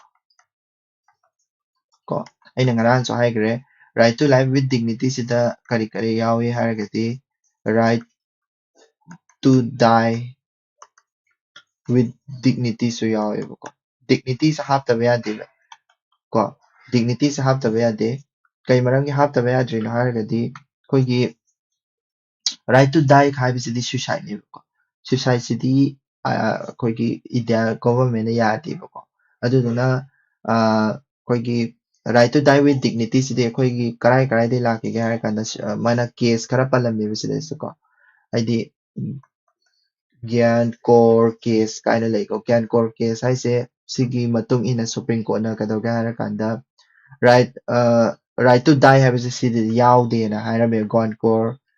1996ꯀꯤ ꯃꯥꯒꯤ ꯀꯦꯁ ꯑꯃꯈꯛ ꯂꯩꯀꯣ ꯑꯗꯨꯗꯩꯗ right to die ꯍꯥꯏꯕꯁꯦ ꯌꯥꯎꯗꯦꯕ right to die ꯍꯥꯏꯕꯁꯦ ꯌꯥꯎꯗꯦꯕ ꯀꯣ right to life but right to die with dignity ꯁꯦ ꯌꯥꯎꯋꯦꯅ ꯍꯥꯏꯔꯝꯃꯦꯕ ꯁꯤꯁꯤꯅ ꯑꯅꯤꯁꯨꯕ ꯀꯦꯁꯁꯤꯅ ꯀꯅꯥꯅꯣ ꯑꯔꯨꯅꯥ ꯁꯣꯟꯕꯔꯒ ꯀꯥꯏꯅꯀꯣ ꯑꯔꯨꯅꯥ ꯁꯣꯟꯕꯔꯒ ꯍꯥꯏꯁꯦ ꯅꯔꯁ ꯑꯃꯅꯤꯀꯣ ꯅꯔꯁ ꯀꯣ ꯅꯔꯁ ꯑꯃꯅꯤ ꯑꯩꯈꯣꯏꯒꯤ 42 years ꯍꯦꯟꯅ ꯃꯥꯁꯦ ꯀꯣꯃꯥꯗ ꯂꯩꯕ ꯍꯥꯏꯇꯥꯔꯦꯀꯣ 42 years ꯍꯦꯟꯅ ꯀꯣꯃꯥꯗ ꯂꯩꯕꯗꯒꯤ ꯃꯥꯁꯦ 2011ꯗ ꯃꯥꯁꯦ ꯄꯦꯁꯤꯚ ꯏꯎꯊꯥꯅꯦꯁꯤꯌꯥꯁꯦ ꯇꯧꯈꯤꯕ ꯀꯩꯅꯣ ꯄꯦꯁꯤꯚ ꯏꯎꯊꯥꯅꯦꯁꯤꯌꯥ ꯍꯥꯏꯗꯤ ꯃꯥꯁꯤ ꯆꯥꯕ ꯑꯣꯔ ꯃꯥꯒꯤ ꯂꯥꯏꯐ ꯁꯄꯣꯔꯠ ꯁꯤꯁꯇꯦꯝ ꯑꯣꯛꯁꯤꯖꯦꯟ ꯀꯔꯤ ꯀꯔꯥꯁꯤꯡꯁꯦ ꯂꯧꯊꯣꯛꯄ ꯍꯥꯏꯇꯥꯔꯦꯀꯣ ꯃꯥꯁꯦ ꯀꯣꯃꯥꯗ ꯀꯨꯏꯅ ꯂꯩꯕꯗꯒꯤ ꯑꯗꯨꯗꯒꯤ ꯁꯤꯗꯒꯤ ꯍꯧꯔꯦꯕ ꯔꯤꯀꯣꯛꯅꯥꯏꯁ ꯇꯧꯈꯤꯕꯁꯦ ꯍꯥꯏꯗꯤ ꯀꯔꯤꯅꯣ right to die with dignity right to die with ꯑꯩ ꯃꯥꯁꯦ ꯁꯤꯗꯒꯤ ꯍꯧꯈꯤꯕꯅꯦꯕꯀꯣ ꯍꯥꯏꯗꯤ ꯇꯁꯦꯡꯅ right to die with dignity ꯁꯦ ꯍꯥꯞꯆꯤꯟꯈꯤꯕꯗꯗꯤ ꯀꯔꯝꯕ ꯀꯦꯁꯇꯅꯣ ꯍꯥꯏꯔꯒꯗꯤ common cause ꯍꯥꯏꯅꯀꯣ common cause ꯀꯣ 2018 2023 ꯀꯣ ꯃꯁꯤꯗꯩꯁꯤꯗ ꯇꯁꯦꯡꯅ right to dignity ꯍꯥꯏꯕꯁꯦ right to die with dignity ꯍꯥꯏꯕꯁꯦ ꯑꯥꯔꯇꯤꯀꯜ 21ꯒꯤ ꯃꯈꯥꯗ ꯂꯩꯔꯦ ꯍꯥꯏꯅ ꯀꯟꯁꯇꯤꯇ꯭ꯌꯨꯁꯟ ꯕꯦꯟꯆ ꯑꯃꯅ ꯍꯥꯏꯈꯤꯕꯅꯦꯕ ꯃꯁꯤꯁꯤꯅꯁꯨ ꯀꯃꯟ ꯀꯣꯁ ꯍꯥꯏꯁꯦ ꯀꯩꯅꯣ ꯍꯥꯏꯔꯒꯗꯤ ꯑꯩꯈꯣꯏꯒꯤ ꯃꯤꯒꯤ ꯑꯋꯥꯕꯗꯣ ꯀꯣꯛꯍꯟꯕꯤꯅꯕ ꯍꯥꯏꯇꯥꯔꯦꯀꯣ ꯑꯗꯨꯝ ꯀꯣꯃꯥꯗ ꯑꯗꯨꯝ ꯂꯩꯔꯒ ꯂꯥꯏꯐ ꯁꯄꯣꯔꯠꯁꯦ ꯑꯗꯨꯝ ꯄꯤꯔꯒ ꯂꯩ ꯇꯥꯔꯒꯗꯤ ꯄꯩꯁꯥꯁꯨ ꯇꯤꯡꯉꯤ ꯑꯦꯟ ꯑꯣꯜꯁꯣ ꯃꯤꯗꯨꯁꯨ ꯍꯤꯡꯒꯠꯂꯛꯅꯤ ꯊꯥꯖꯗ꯭ꯔꯕꯅꯤ나 ꯑꯗꯨꯗꯨꯅ ꯍꯥꯏꯗꯤ ꯑꯗꯨꯗꯨꯅ ꯀꯃꯟ ꯀꯣꯁ ꯍꯥꯏꯁꯦꯀꯣ ꯍꯥꯏꯗꯤ ꯃꯌꯥꯝꯒꯤ ꯄꯨꯝꯅꯃꯛꯀꯤ ꯐꯅꯕꯒꯤꯗꯃꯛꯇ ꯑꯦꯟ ꯁꯤꯗꯁꯨ ꯀꯩꯗꯧꯒꯦ ꯍꯥꯏꯔꯀꯥꯟꯗ 2023 ꯁꯤꯗꯁꯨ ꯑꯦꯗꯚꯥꯟꯁ ꯃꯦꯗꯤꯀꯦꯜ ꯗꯤꯔꯦꯛꯇꯤꯞꯁ ꯍꯥꯏꯅ ꯑꯃ ꯂꯩꯌꯦꯕꯀꯣ ꯑꯦꯗꯚꯥꯟꯁ ꯃꯦꯗꯤꯀꯦꯜ ꯗꯤꯔꯦꯛꯇꯤꯞꯁ ꯍꯥꯏꯁꯦ ꯂꯤꯚꯤꯡ ꯋꯤꯜꯁ ꯍꯥꯏꯕꯅꯦꯀꯣ ꯗꯤꯔꯦꯛꯇꯤꯞꯁ living will ꯑꯩꯁꯦ ꯍꯤꯡꯉꯤꯉꯩꯗ ꯁꯨꯃꯥꯏꯅ ꯁꯤꯒꯤ ꯋꯤꯜꯁꯦ ꯏꯔꯝꯕ ꯌꯥꯏꯑꯕ ꯑꯩꯁꯨ ꯏꯍꯧꯁꯤꯔꯥ ꯈꯪꯗꯦꯀꯣ ꯂꯤꯕꯤꯡ ꯋꯤꯜ ꯍꯥꯏꯁꯦ ꯀꯩꯅꯣ ꯍꯥꯏꯔꯀꯥꯟꯗ ꯑꯩꯁꯦ ꯍꯌꯦꯡ ꯀꯣꯃꯥꯗ ꯑꯗꯨꯝ ꯂꯩꯈꯤ ꯇꯥꯔꯒꯗꯤ ꯑꯩꯒꯤ ꯂꯥꯏꯐ ꯁꯄꯣꯔꯠ ꯁꯤꯁꯇꯦꯝꯁꯦ ꯑꯩꯁꯦ ꯁꯤꯍꯟꯕꯤꯌꯨ ꯏꯅꯤꯡꯇꯝꯅ ꯁꯤꯍꯟꯕꯤꯌꯨ ꯑꯩꯁꯦ ꯋꯥꯔꯒ ꯊꯝꯍꯟꯒꯅꯨ ꯑꯩꯁꯦ ꯑꯗꯨꯝ ꯏꯅꯤꯡꯇꯝꯅ ꯁꯤꯍꯟꯕꯤꯌꯨ ꯍꯥꯏꯕꯒꯤ ꯋꯤꯜ ꯑꯃꯅꯦꯕ ꯃꯁꯤꯒꯤ ꯋꯤꯜꯁꯤꯁꯨ ꯀꯃꯟ ꯀꯣꯗꯁꯤꯗ ꯌꯥꯎꯋꯦꯕ ꯍꯥꯏꯕꯗꯤ ꯑꯩꯁꯦ ꯏꯁꯥꯅ ꯑꯩꯒꯤ ꯁꯤꯒꯤ ꯋꯤꯜꯁꯦ ꯁꯥꯏꯟ ꯇꯧꯔꯝ ꯇꯥꯔꯒꯗꯤ ꯍꯌꯦꯡ ꯑꯩꯁꯦ ꯀꯣꯃꯥꯗ ꯂꯩꯈꯤꯕ ꯃꯇꯝꯗ ꯑꯩꯒꯤ ꯂꯥꯏꯐ ꯁꯄꯣꯔꯠ ꯁꯤꯁꯇꯦꯝꯁꯦ ꯂꯧꯊꯣꯛꯑꯒ ꯑꯩꯁꯦ ꯏꯅꯤꯡꯇꯝꯅ ꯁ꯭ꯋꯔꯒ ꯌꯧꯍꯟꯈꯤꯕ ꯍꯥꯏꯇꯥꯔꯦ ꯑꯗꯨꯗꯨꯅꯤꯀꯣ ꯑꯗꯨꯒꯤ ꯂꯤꯕꯤꯡ ꯋꯤꯜꯁꯦ ꯏꯕ ꯌꯥꯏꯀꯣ ꯑꯗꯨ ꯂꯤꯕꯤꯡ ꯋꯤꯜꯁꯦ ꯂꯩꯔꯝꯗ ꯇꯥꯔꯒꯁꯨ ꯈ꯭ꯋꯥꯏꯒꯤ ꯅꯤꯌꯔꯦꯁ ꯍꯥꯏꯇꯥꯔꯦ ꯑꯩꯈꯣꯏꯒꯤ ꯅꯤꯌꯔꯦꯁ ꯔꯤꯂꯦꯇꯤꯞꯅ ꯁꯨꯝ ꯍꯥꯏꯔꯒꯁꯨ ꯌꯥꯏ ꯀꯩꯁꯨ ꯀꯥꯏꯗꯦꯀꯣ ꯅꯦꯛꯁꯇ ꯌꯨ ꯑꯦꯁ ꯅ ꯑꯩꯈꯣꯏ ꯏꯟꯗꯤꯌꯥꯁꯦ ꯏꯟꯚꯦꯁꯇꯤꯒꯦꯠ ꯇꯧꯔꯤꯁꯦ ꯀꯔꯤꯒꯤꯅꯣ ꯍꯥꯏꯕꯅꯤꯀꯣ ꯑꯩꯈꯣꯏ ꯏꯟꯗꯤꯌꯥꯁꯦ ꯏꯟꯚꯦꯁꯇꯤꯒꯦꯠ ꯇꯧꯔꯤꯁꯤꯗꯤ ꯑꯩꯈꯣꯏ ꯏꯟꯗꯤꯌꯥꯁꯦ ꯌꯥꯝꯅ ꯇ꯭ꯔꯦꯠ ꯇꯧꯕꯗ ꯌꯥꯝꯅ ꯃꯤꯅꯝ ꯆꯥꯕ꯭ꯔꯥ ꯆꯥꯗꯕ꯭ꯔꯥ ꯑꯗꯨꯗꯨꯅꯤꯀꯣ ꯍꯥꯏꯗꯤ ꯃꯥꯅ ꯀꯩꯅꯣ ꯊꯤꯖꯤꯜꯂꯤꯁꯦ ꯇꯁꯦꯡꯕꯒꯤꯗꯤ ꯇꯁꯦꯡꯕꯒꯤ ꯑꯃ ꯁꯤꯗꯩꯁꯤꯗ ꯑꯃꯈꯛ ꯍꯥꯏꯔꯝꯃꯤ ꯅꯟ ꯇꯥꯔꯤꯐ ꯕꯥꯔꯤꯌꯔꯁ ꯑꯅ ꯑꯃ ꯂꯩꯕꯗꯣ ꯁꯤꯈꯛ ꯑꯦꯛꯁꯄ꯭ꯂꯦꯟ ꯇꯧꯔꯝꯃꯤꯀꯣ ꯅꯟ ꯇꯥꯔꯤꯐ ꯕꯥꯔꯤꯌꯔꯁ ꯅꯟ ꯇꯥꯔꯤꯐ ꯕꯥꯔꯤꯌꯔꯁ ꯍꯥꯏꯁꯦ ꯑꯇꯩ ꯀꯩꯝ ꯅꯠꯇꯦ ꯑꯩꯈꯣꯏꯒꯤ ꯏꯟꯗꯤꯌꯥꯗꯒꯤ ꯑꯣꯔ ꯏꯟꯗꯤꯌꯥ ꯅꯠꯇꯦ ꯌꯨ ꯑꯦꯁ ꯑꯦꯗꯒꯤ ꯄꯣꯠ ꯄꯨꯔꯛꯑꯦꯅ ꯈꯜꯂꯁꯦꯕ ꯌꯨ ꯑꯦꯁ ꯑꯦꯗꯒꯤ ꯑꯩꯈꯣꯏ ꯏꯟꯗꯤꯌꯥꯗ ꯄꯣꯠ ꯄꯨꯔꯛꯑꯦꯅ ꯈꯜꯂꯁꯦꯕ ꯑꯗꯩꯗ ꯇꯥꯔꯤꯐ ꯍꯥꯏꯅ ꯍꯥꯏꯗꯤ ꯄꯣꯠ ꯄꯨꯔꯛꯄꯗꯣ ꯑꯩꯈꯣꯏꯒꯤ ꯏꯟꯗꯤꯌꯥꯅ ꯇꯥꯔꯤꯐ ꯊꯝꯃꯤ ꯍꯥꯏꯕꯗꯤ ꯑꯩꯈꯣꯏ ꯗꯣꯅꯥꯜड ꯇ꯭ꯔꯝꯞꯅꯒꯁꯨ ꯇꯥꯔꯤꯐ ꯊꯝꯃꯤꯗꯅꯀꯣ ꯔꯤꯁꯤꯄ꯭रोꯀꯦꯜ ꯇꯥꯔꯤꯐ ꯀꯥꯏꯅ ꯍꯥꯏꯕꯗꯤ ꯅꯪꯅ ꯇ꯭ꯔꯦꯗꯀꯤ ꯅꯪꯅ ꯑꯩꯈꯣꯏ ꯏꯟꯗꯤꯌꯥꯗ ꯌꯨ ꯑꯦꯁ ꯑꯦꯒꯤ ꯄꯣꯠꯁꯦ ꯌꯣꯟꯕ ꯃꯇꯝꯗ ꯑꯁꯤꯒꯤ ꯄꯣꯠꯁꯦ ꯌꯣꯟ ꯇꯥꯔꯒꯗꯤ ꯅꯪ ꯁꯤꯁꯦ ꯇꯦꯛꯁ ꯑꯣꯏꯅ ꯀꯥꯒꯗꯕꯅꯤ ꯈꯣꯠꯀꯗꯕꯅꯤ ꯀꯥꯏꯅ ꯇꯥꯔꯤꯐꯁꯦ ꯊꯝꯃꯤꯗꯅ ꯅꯟ ꯇꯥꯔꯤꯐ ꯍꯥꯏꯁꯤꯅ ꯀꯩꯅꯣ ꯍꯥꯏꯔꯀꯥꯟꯗ ꯑꯩꯈꯣꯏꯒꯤ ꯇꯦꯛꯁꯇꯤ ꯅꯠꯇꯕꯤꯗ ꯈꯨꯗꯝ ꯑꯣꯏꯅ ꯌꯨ ꯑꯦꯁ ꯑꯦꯒꯤ ꯄꯣꯠꯁꯤꯡꯁꯤ ꯌꯣꯜꯂꯛꯄ ꯃꯇꯝꯗ ꯑꯩꯈꯣꯏ ꯏꯟꯗꯤꯌꯥꯗ ꯌꯣꯜꯂꯛꯄ ꯃꯇꯝꯗ ꯅꯣꯏꯅ ꯁꯥꯔꯛꯏꯕ ꯄꯣꯠꯁꯦ ꯀꯔꯥꯏꯋꯥꯏꯗꯩ ꯁꯥꯔꯛꯏꯅꯣ ꯀꯣ ꯄꯣꯂꯨꯁꯟ ꯊꯣꯛꯄꯗꯒꯤ ꯁꯥꯔꯛꯏꯕ꯭ꯔꯥ ꯄꯣꯂꯨꯁꯟ ꯊꯣꯛꯄ ꯏꯟꯚꯥꯏꯔꯟꯃꯦꯟꯗ ꯁꯥꯔꯛꯄ꯭ꯔꯥ ꯑꯗꯨ ꯇꯧꯕ꯭ꯔꯥ ꯑꯗꯥ ꯇꯧꯕ꯭ꯔꯥ ꯀꯥꯏꯅꯒ ꯍꯥꯏꯗꯤ ꯑꯗꯨ ꯇꯧꯔ ꯇꯥꯔꯒꯗꯤ ꯅꯣꯏꯒꯤꯁꯦ ꯄꯣꯂꯨꯁꯟ ꯊꯣꯛꯄꯗꯒꯤ ꯁꯥꯔꯛꯄ ꯑꯣꯏꯇꯥꯔꯒꯗꯤ ꯇꯦꯛꯁ ꯑꯗꯨꯗꯩꯗ ꯍꯦꯟꯅ ꯍꯥꯞꯆꯤꯟꯕ ꯍꯥꯏꯇꯥꯔꯦ ꯑꯗꯨꯗꯨꯕꯨ ꯅꯟ ꯇꯥꯔꯤꯐ ꯕꯥꯔꯤꯌꯔꯁ ꯀꯧꯋꯦꯕ ꯅꯟ ꯇꯥꯔꯤꯐ ꯕꯥꯔꯤꯌꯔꯁꯤꯗ ꯑꯩꯈꯣꯏꯒꯤ ꯏꯅꯧ ꯅꯧꯕ ꯑꯣꯏꯅꯀꯣ ꯑꯩꯈꯣꯏꯒꯤ ꯀꯩꯗꯧꯒꯦ ꯍꯥꯏ ꯀꯥꯟꯗ ꯐꯣꯔꯁ ꯂꯦꯕꯔꯁꯦ ꯌꯥꯎꯕ꯭ꯔꯥ ꯁꯤꯅꯦꯕ ꯐꯣꯔꯁ ꯂꯦꯕꯔꯁ ꯑꯩꯈꯣꯏ ꯏꯟꯗꯤꯌꯥꯗꯒꯤ ꯄꯨꯊꯣꯔꯛꯄ ꯍꯥꯏꯗꯤ ꯏꯟꯗꯤꯌꯥꯗꯒꯤ ꯑꯩꯈꯣꯏꯒꯤ ꯇꯦꯛꯁꯇꯥꯏꯜ ꯍꯥꯏꯔꯦ ꯈꯜꯂꯁꯤ ꯏꯟꯗꯤꯌꯥꯗꯒꯤ ꯑꯩꯈꯣꯏꯒꯤ ꯇꯦꯛꯁꯇꯥꯏꯜ ꯐꯨꯔꯤꯠ ꯀꯔꯤ ꯀꯔꯥ ꯃꯌꯥꯝꯁꯤꯡꯁꯦ ꯌꯨ ꯑꯦꯁ ꯑꯦꯗ ꯌꯣꯜꯂꯦꯕ ꯌꯨ ꯑꯦꯁ ꯑꯦꯅ ꯀꯩꯗꯧꯒꯦ ꯍꯥꯏꯔꯀꯥꯟꯗ ꯉꯁꯥꯏꯒꯤ ꯁꯤꯒꯤ ꯏꯟꯚꯦꯁꯇꯤꯒꯦꯁꯟ ꯇꯧꯔꯛꯏꯁꯦ ꯅꯣꯏꯅ ꯁꯥꯔꯛꯏꯕ ꯐꯨꯔꯤꯠ ꯀꯔꯤ ꯀꯔꯥꯁꯤꯡꯁꯦ ꯁꯤꯁꯦ ꯑꯩꯈꯣꯏꯒꯤ ꯑꯉꯥꯡ ꯃꯆꯥ ꯐꯣꯔꯁ ꯂꯦꯕꯔ ꯇꯧꯔꯒ ꯅꯠꯇ꯭ꯔꯒ ꯆꯥꯏꯜ ꯂꯦꯕꯔ ꯇꯧꯔꯒ ꯅꯠꯇ꯭ꯔꯒ ꯐꯣꯔꯁ ꯂꯦꯕꯔ ꯇꯧꯔꯒ ꯁꯥꯔꯛꯏꯔꯥ ꯃꯤꯅꯥꯏ ꯊꯥꯡ ꯇꯧꯔꯒ ꯁꯥꯔꯛꯏꯔꯥ ꯀꯩꯅꯣ ꯍꯥꯏꯗꯤ ꯑꯩꯈꯣꯏꯒꯤ ꯃꯤ ꯐꯣꯔꯁ ꯂꯦꯕꯔ ꯇꯧꯔꯒ ꯁꯥꯔꯛꯄꯗꯗꯤ ꯄꯦꯃꯦꯟꯗꯣ ꯐꯖꯅ ꯄꯤꯛꯅ ꯇꯧꯔꯛꯑꯅꯤ ꯄꯦꯃꯦꯟ ꯄꯤꯛꯅ ꯇꯧꯔꯛ ꯇꯥꯔꯗꯤ ꯐꯨꯔꯤꯠꯇꯣ ꯂꯨꯄꯥ ꯆꯥꯝꯃꯒꯤ ꯐꯨꯔꯤꯠ ꯃꯔꯤ ꯃꯉꯥ ꯇꯧꯕꯒ ꯇꯧꯔꯛꯑꯅꯦꯕ ꯀꯩꯅꯣ ꯍꯥꯏꯗꯤ ꯐꯣꯔꯁ ꯂꯦꯕꯔ ꯇꯧ ꯇꯥꯔꯒꯗꯤ ꯃꯃꯟꯗꯣ ꯌꯥꯝ ꯊꯤꯅ ꯍꯟꯊꯈ꯭ꯔꯅꯤꯗꯅꯀꯣ ꯑꯗꯨꯗꯨꯅ ꯐꯣꯔꯁ ꯂꯦꯕꯔ ꯇꯧꯔꯒ ꯁꯥꯔꯛꯏꯔꯥ ꯅꯣꯏ ꯇꯦꯛꯁꯇꯥꯏꯜꯗꯣ ꯑꯗꯨ ꯁꯥꯔꯛꯄ ꯑꯣꯏꯇꯥꯔꯒꯗꯤ ꯐꯣꯔꯁ ꯂꯦꯕꯔ ꯇꯧꯔꯒ ꯁꯥꯔꯛꯄ ꯑꯣꯏꯇꯥꯔꯒꯗꯤ ꯑꯩꯈꯣই ꯇꯥꯔꯤꯐ ꯊꯝꯖꯟꯅꯤ ꯀꯣ ꯌꯣꯜꯍꯜꯂꯣꯏ ꯑꯁꯤꯁꯤꯕꯨ ꯍꯥꯏꯗꯤ ꯐꯣꯔꯁ ꯂꯦꯕꯔ ꯇꯧꯔꯒ ꯁꯥꯔꯛ ꯇꯥꯔꯒꯗꯤ ꯑꯩꯈꯣꯏꯅ ꯇꯦꯛꯁ ꯍꯦꯟꯅ ꯆꯥꯎꯍꯟꯕꯅꯤ ꯈꯪꯗꯦ ꯅꯠꯇ꯭ꯔꯦ ꯍꯥꯏꯔꯒ ꯐꯣꯔꯁ ꯂꯦꯕꯔꯒꯤꯗꯤ ꯑꯩꯈꯣꯏ ꯁꯨꯡꯌꯥ ꯌꯥꯗꯦ ꯑꯗꯨꯅ ꯐꯣꯔꯁ ꯂꯦꯕꯔꯁꯦ ꯁꯞꯄꯣꯔꯠ ꯇꯧꯗꯦ ꯑꯩꯈꯣꯏꯒꯤ ꯂꯣꯅ ꯑꯗꯨꯗꯨꯅ ꯅꯣꯏꯒꯤ ꯐꯣꯔꯁ ꯂꯦꯕꯔ ꯇꯧꯔꯒ ꯁꯥꯔꯛꯄ ꯐꯨꯔꯤꯠꯇꯣ ꯑꯩꯈꯣꯏ ꯄꯥꯝꯗꯦ ꯍꯥꯏꯅ ꯊꯤꯡꯈꯤꯕ ꯑꯃ ꯀꯣ ꯑꯗꯨꯒꯨꯝꯕꯗꯨꯕꯨ ꯑꯩꯈꯣꯏꯅ ꯅꯟ ꯇꯥꯔꯤꯐ ꯕꯥꯔꯤꯌꯔꯁ ꯍꯥꯏꯌꯦꯕ ꯑꯗꯨꯒꯤ ꯅꯟ ꯇꯥꯔꯤꯐ ꯕꯥꯔꯤꯌꯔꯁꯇꯣ ꯌꯥꯎꯕ꯭ꯔꯥ ꯈꯣꯠꯄ꯭ꯔꯥ ꯀꯥꯏꯅ ꯆꯦꯛ ꯇꯧꯕꯒꯤ ꯋꯥꯔꯤꯅꯤꯀꯣ ꯑꯗꯒꯤ ꯇ꯭ꯔꯦꯗꯤꯡ ꯇꯧꯕꯗ ꯅꯣꯏ ꯁꯦꯔꯥꯟ ꯇꯨꯔꯥꯟ ꯇꯧꯔꯒ ꯇ꯭ꯔꯦꯗꯤꯡ ꯇꯧꯔꯤꯔꯥ ꯀꯥꯏꯅꯀꯣ ꯑꯗꯨꯒꯨꯝꯕꯗꯨꯅꯤ ꯆꯦꯛ ꯇꯧꯕ next Rajasthan property bill drawing ꯁ꯭ꯀ꯭ꯔꯨꯇꯤꯅꯤ ꯀꯣ ꯔꯥꯖꯁꯊꯥꯟꯗ ꯑꯩꯈꯣꯏꯒꯤ ꯄ꯭ꯔꯣꯄꯔꯇꯤ ꯌꯣꯟꯕ ꯊꯤꯡꯕ ꯍꯥꯏꯇꯥꯔꯦꯀꯣ ꯑꯩꯈꯣꯏꯒꯤ ꯁꯤꯁꯦ ꯃꯣꯏꯅ ꯗꯤꯁꯇꯔꯕ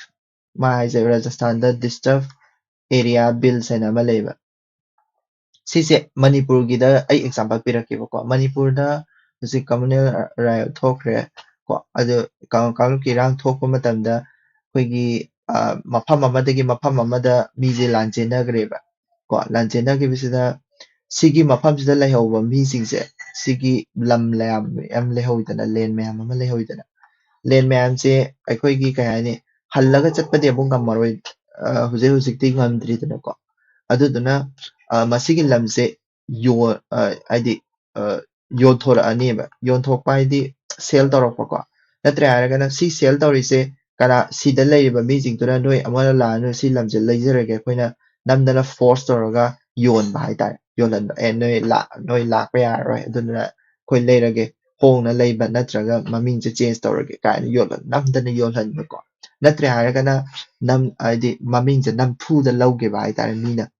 ꯅꯣꯏꯒꯤ ꯂꯝꯁꯦ ꯄꯇꯥ ꯅꯝꯗꯅ ꯇꯥꯁꯟꯈꯤꯕꯒꯨꯝꯕ ꯑꯣꯔ ꯑꯃ ꯍꯦꯛꯇ ꯇꯧꯔꯛꯄ ꯌꯥꯏ ꯍꯥꯏꯕ ꯍꯥꯏꯗꯤ ꯂꯝꯗꯣ ꯀꯩꯅꯣ ꯇꯧꯔꯛꯄ ꯑꯗꯨ ꯗꯤꯁꯇꯔꯕ ꯑꯦꯔꯤꯌꯥ ꯕꯤꯜ ꯍꯥꯏꯁꯦ ꯔꯥꯖꯁꯊꯥꯟꯗ ꯁꯥꯏꯌꯦꯕ ꯔꯥꯖꯁꯊꯥꯟꯗ ꯃꯁꯤ ꯕꯤꯜꯁꯦ ꯄꯨꯊꯣꯛꯑꯦꯕ ꯃꯁꯤ ꯕꯤꯜꯁꯤꯅ ꯍꯥꯏꯁꯦ ꯀꯩꯅꯣ ꯍꯥꯏꯔꯀꯥꯟꯗ ꯄ꯭ꯔꯣꯄꯔꯇꯤ ꯌꯣꯟꯕꯁꯦ ꯄꯨꯛꯊꯦꯡ ꯊꯤꯡꯕ ꯍꯥꯏꯕ ꯑꯦꯅꯤ ꯗꯤꯁꯇꯔꯕ ꯑꯦꯔꯤꯌꯥꯗ ꯈꯨꯗꯝ ꯑꯣꯏꯅ ꯗꯤꯁꯇꯔꯕ ꯑꯦꯔꯤꯌꯥ ꯑꯩꯈꯣꯏ ꯃꯅꯤꯄꯨꯔꯒꯤꯁꯨ ꯃꯌꯥꯝ ꯂꯩꯗꯅꯀꯣ ꯑꯁꯤꯒꯤ ꯗꯤꯁꯇꯔꯕ ꯑꯦꯔꯤꯌꯥ ꯃꯌꯥꯝꯁꯤꯡꯁꯤꯗ ꯑꯦꯅꯤ ꯂꯝ ꯌꯣꯜꯂꯛꯄꯁꯦ ꯊꯤꯡꯕ ꯍꯥꯏꯕꯅꯤ ꯂꯝ ꯌꯣꯜꯂꯛꯄꯁꯦ ꯊꯤꯡꯕ ꯂꯝ ꯌꯣꯜꯂꯛꯄꯁꯦ ꯊꯤꯡꯗꯣꯏꯁꯦ ꯀꯩꯒꯤꯅꯣ ꯍꯥꯏꯔꯒꯗꯤ ꯉꯁꯥꯏꯒꯤ ꯐꯣꯔꯁ ꯑꯣꯏꯅ ꯌꯣꯜꯂꯛꯄ ꯅꯠꯇ꯭ꯔꯒ ꯁꯦꯔꯥꯟ ꯇꯨꯔꯥꯟꯕ ꯃꯑꯣꯡꯗ ꯂꯝꯁꯦ ꯄꯇꯥ ꯅꯝꯗꯅ ꯇꯥꯁꯟꯕ ꯍꯥꯏꯇꯥꯔꯦꯀꯣ ꯑꯗꯨꯒꯨꯝꯕ ꯇꯧꯔꯛꯄꯁꯦ ꯊꯤꯡꯅꯕꯒꯤꯗꯃꯛꯇꯅꯦꯕ ꯑꯗꯨꯒꯤ ꯑꯗꯨꯒꯤ ꯔꯥꯖꯁꯊꯥꯟꯗ ꯗꯤꯁꯇꯔꯕ ꯑꯦꯔꯤꯌꯥ ꯕꯤꯜ ꯍꯥꯏꯅ ꯂꯤꯡꯉꯛꯏꯁꯦ ꯃꯌꯥꯝꯅ ꯍꯥꯏꯗꯤ ꯌꯥꯅꯤꯡꯗꯕ ꯍꯥꯏꯇꯥꯔꯦꯀꯣ ꯌꯥꯅꯤꯡꯗ꯭ꯔꯤꯁꯤꯅ ꯀꯔꯤꯒꯤꯅꯣ ꯍꯥꯏꯔꯒꯗꯤ ꯑꯩꯈꯣꯏꯒꯤ ꯃꯁꯤꯁꯤꯅ ꯑꯩꯈꯣꯏꯒꯤ ꯀꯩ ꯍꯥꯏꯅꯤ ꯍꯥꯏꯗꯤ ꯄ꯭ꯔꯣꯄꯔꯇꯤꯁꯦ ꯇꯁꯦꯡꯅ ꯀꯔꯤꯒꯨꯝꯕ ꯁꯤꯒꯤ ꯃꯤꯁꯤꯅ ꯍꯟꯕ ꯁꯨꯡꯉꯝ ꯉꯝꯈꯤꯗꯕ ꯇꯥꯔꯒꯗꯤ ꯍꯜꯂꯨꯔꯦ ꯈꯜꯂꯁꯤ ꯑꯩꯈꯣꯏꯒꯤ ꯇꯥꯝ ꯑꯃꯈꯛ ꯂꯩ ꯀꯣ ꯒꯦꯇꯣꯑꯥꯏꯖꯦꯁꯟ ꯍꯥꯏꯅꯀꯣ ꯕꯅꯥꯟꯗꯣ ꯑꯝꯇ ꯌꯦꯡꯒꯦꯀꯣ ꯒꯦꯇꯣꯑꯥꯏꯖꯦꯁꯟ ꯍꯥꯏꯅ ꯑꯃ ꯂꯩ ꯒꯦꯇꯣꯑꯥꯏꯖꯦꯁꯟ ꯍꯥꯏꯗꯤ ꯀꯩꯅꯣ ꯍꯥꯏꯔꯒꯅ ꯀꯝꯃꯨꯅꯤꯇꯤꯗꯨꯗꯒꯤ ꯃꯦꯖꯣꯔꯤꯇꯤ ꯀꯝꯃꯨꯅꯤꯇꯤ ꯀꯣ ꯃꯦꯖꯣꯔꯤꯇꯤ ꯀꯝꯃꯨꯅꯤꯇꯤꯗ ꯃꯥꯏꯅꯣꯔꯤꯇꯤ ꯑꯃꯅ ꯂꯩꯁꯟꯕꯒꯨꯝꯕꯅꯦꯕ ꯒꯦꯇꯣꯑꯥꯏꯖꯦꯁꯟ ꯍꯥꯏꯕꯗꯤ ꯇꯣꯉꯥꯟꯅ ꯆꯞꯄꯒ ꯂꯩꯕꯗꯣ ꯀꯣ ꯃꯌꯥꯝ ꯑꯗꯣ ꯑꯗꯨꯒꯤ ꯒꯦꯇꯣꯑꯥꯏꯖꯦꯁꯟꯗꯣ ꯇꯧꯒꯅꯤ ꯁꯤꯅꯦꯕ ꯍꯥꯏꯗꯤ ꯃꯁꯤꯒꯤ ꯗꯤꯁꯇꯔꯕ ꯑꯦꯔꯤꯌꯥ ꯕꯤꯜꯁꯦ ꯁꯤꯁꯤꯅ ꯄ꯭ꯔꯣꯄꯔꯇꯤ ꯂꯩꯕꯁꯦ ꯊꯤꯡꯉꯦ ꯄ꯭ꯔꯣꯄꯔꯇꯤ ꯌꯣꯟꯕꯁꯨ ꯊꯤꯡꯉꯦ ꯑꯗꯒꯤ ꯑꯗꯨ ꯑꯣꯏꯇꯥꯔꯒꯗꯤ ꯃꯁꯤ ꯒꯦꯇꯣꯑꯥꯏꯖꯦꯁꯟꯁꯦ ꯇꯧꯍꯜꯂꯛꯀꯅꯤ ꯁꯤꯅꯤ ꯍꯥꯏꯗꯤ ꯑꯩꯈꯣꯏꯅ ꯂꯩꯒꯦꯅ ꯆꯠꯂꯨꯔ ꯇꯥꯔꯒꯁꯨ ꯄ꯭ꯔꯣꯄꯔꯇꯤꯁꯦ ꯌꯣꯟꯕ ꯊꯤꯡꯗꯅ ꯂꯩꯒꯦꯅ ꯆꯠꯂꯨ ꯇꯥꯔꯒꯁꯨ ꯑꯩꯈꯣꯏꯗꯗꯤ ꯌꯥꯝ ꯁꯣꯛꯀꯅꯤ ꯁꯤꯅꯦꯕ ꯃꯁꯤꯁꯤꯅꯀꯣ ꯑꯗꯨꯗꯨꯅꯦꯀꯣ ꯑꯗꯨꯒꯤ ꯃꯇꯥꯡꯗ ꯌꯥꯏ ꯌꯥꯗꯦ ꯀꯥꯏꯅ ꯇꯧꯅꯕꯗꯅꯤꯀꯣ ꯔꯥꯖꯁꯊꯥꯟ ꯄ꯭ꯔꯣꯄꯔꯇꯤꯒꯤ ꯃꯇꯥꯡꯗꯤ ꯈꯪꯉꯤꯀꯣ ꯍꯥꯏꯗꯤ ꯀꯟꯁꯇꯤꯇ꯭ꯌꯨꯁꯟꯅ ꯑꯩꯈꯣꯏꯒꯤ ꯃꯥꯁꯦ ꯐꯟꯗꯥꯃꯦꯟꯇꯦꯜ ꯔꯥꯏꯠ ꯅꯠꯇꯦ ꯀꯣ ꯂꯤꯒꯦꯜ ꯔꯥꯏꯠ ꯑꯣꯏꯗꯣꯏꯅꯤꯀꯣ ꯃꯗꯨꯒ ꯑꯩꯈꯣꯏꯒꯤ ꯀꯟꯁꯇꯤꯇ꯭ꯌꯨꯁꯅꯦꯜ ꯔꯥꯏꯠ ꯍꯥꯏꯇꯥꯔꯦꯀꯣ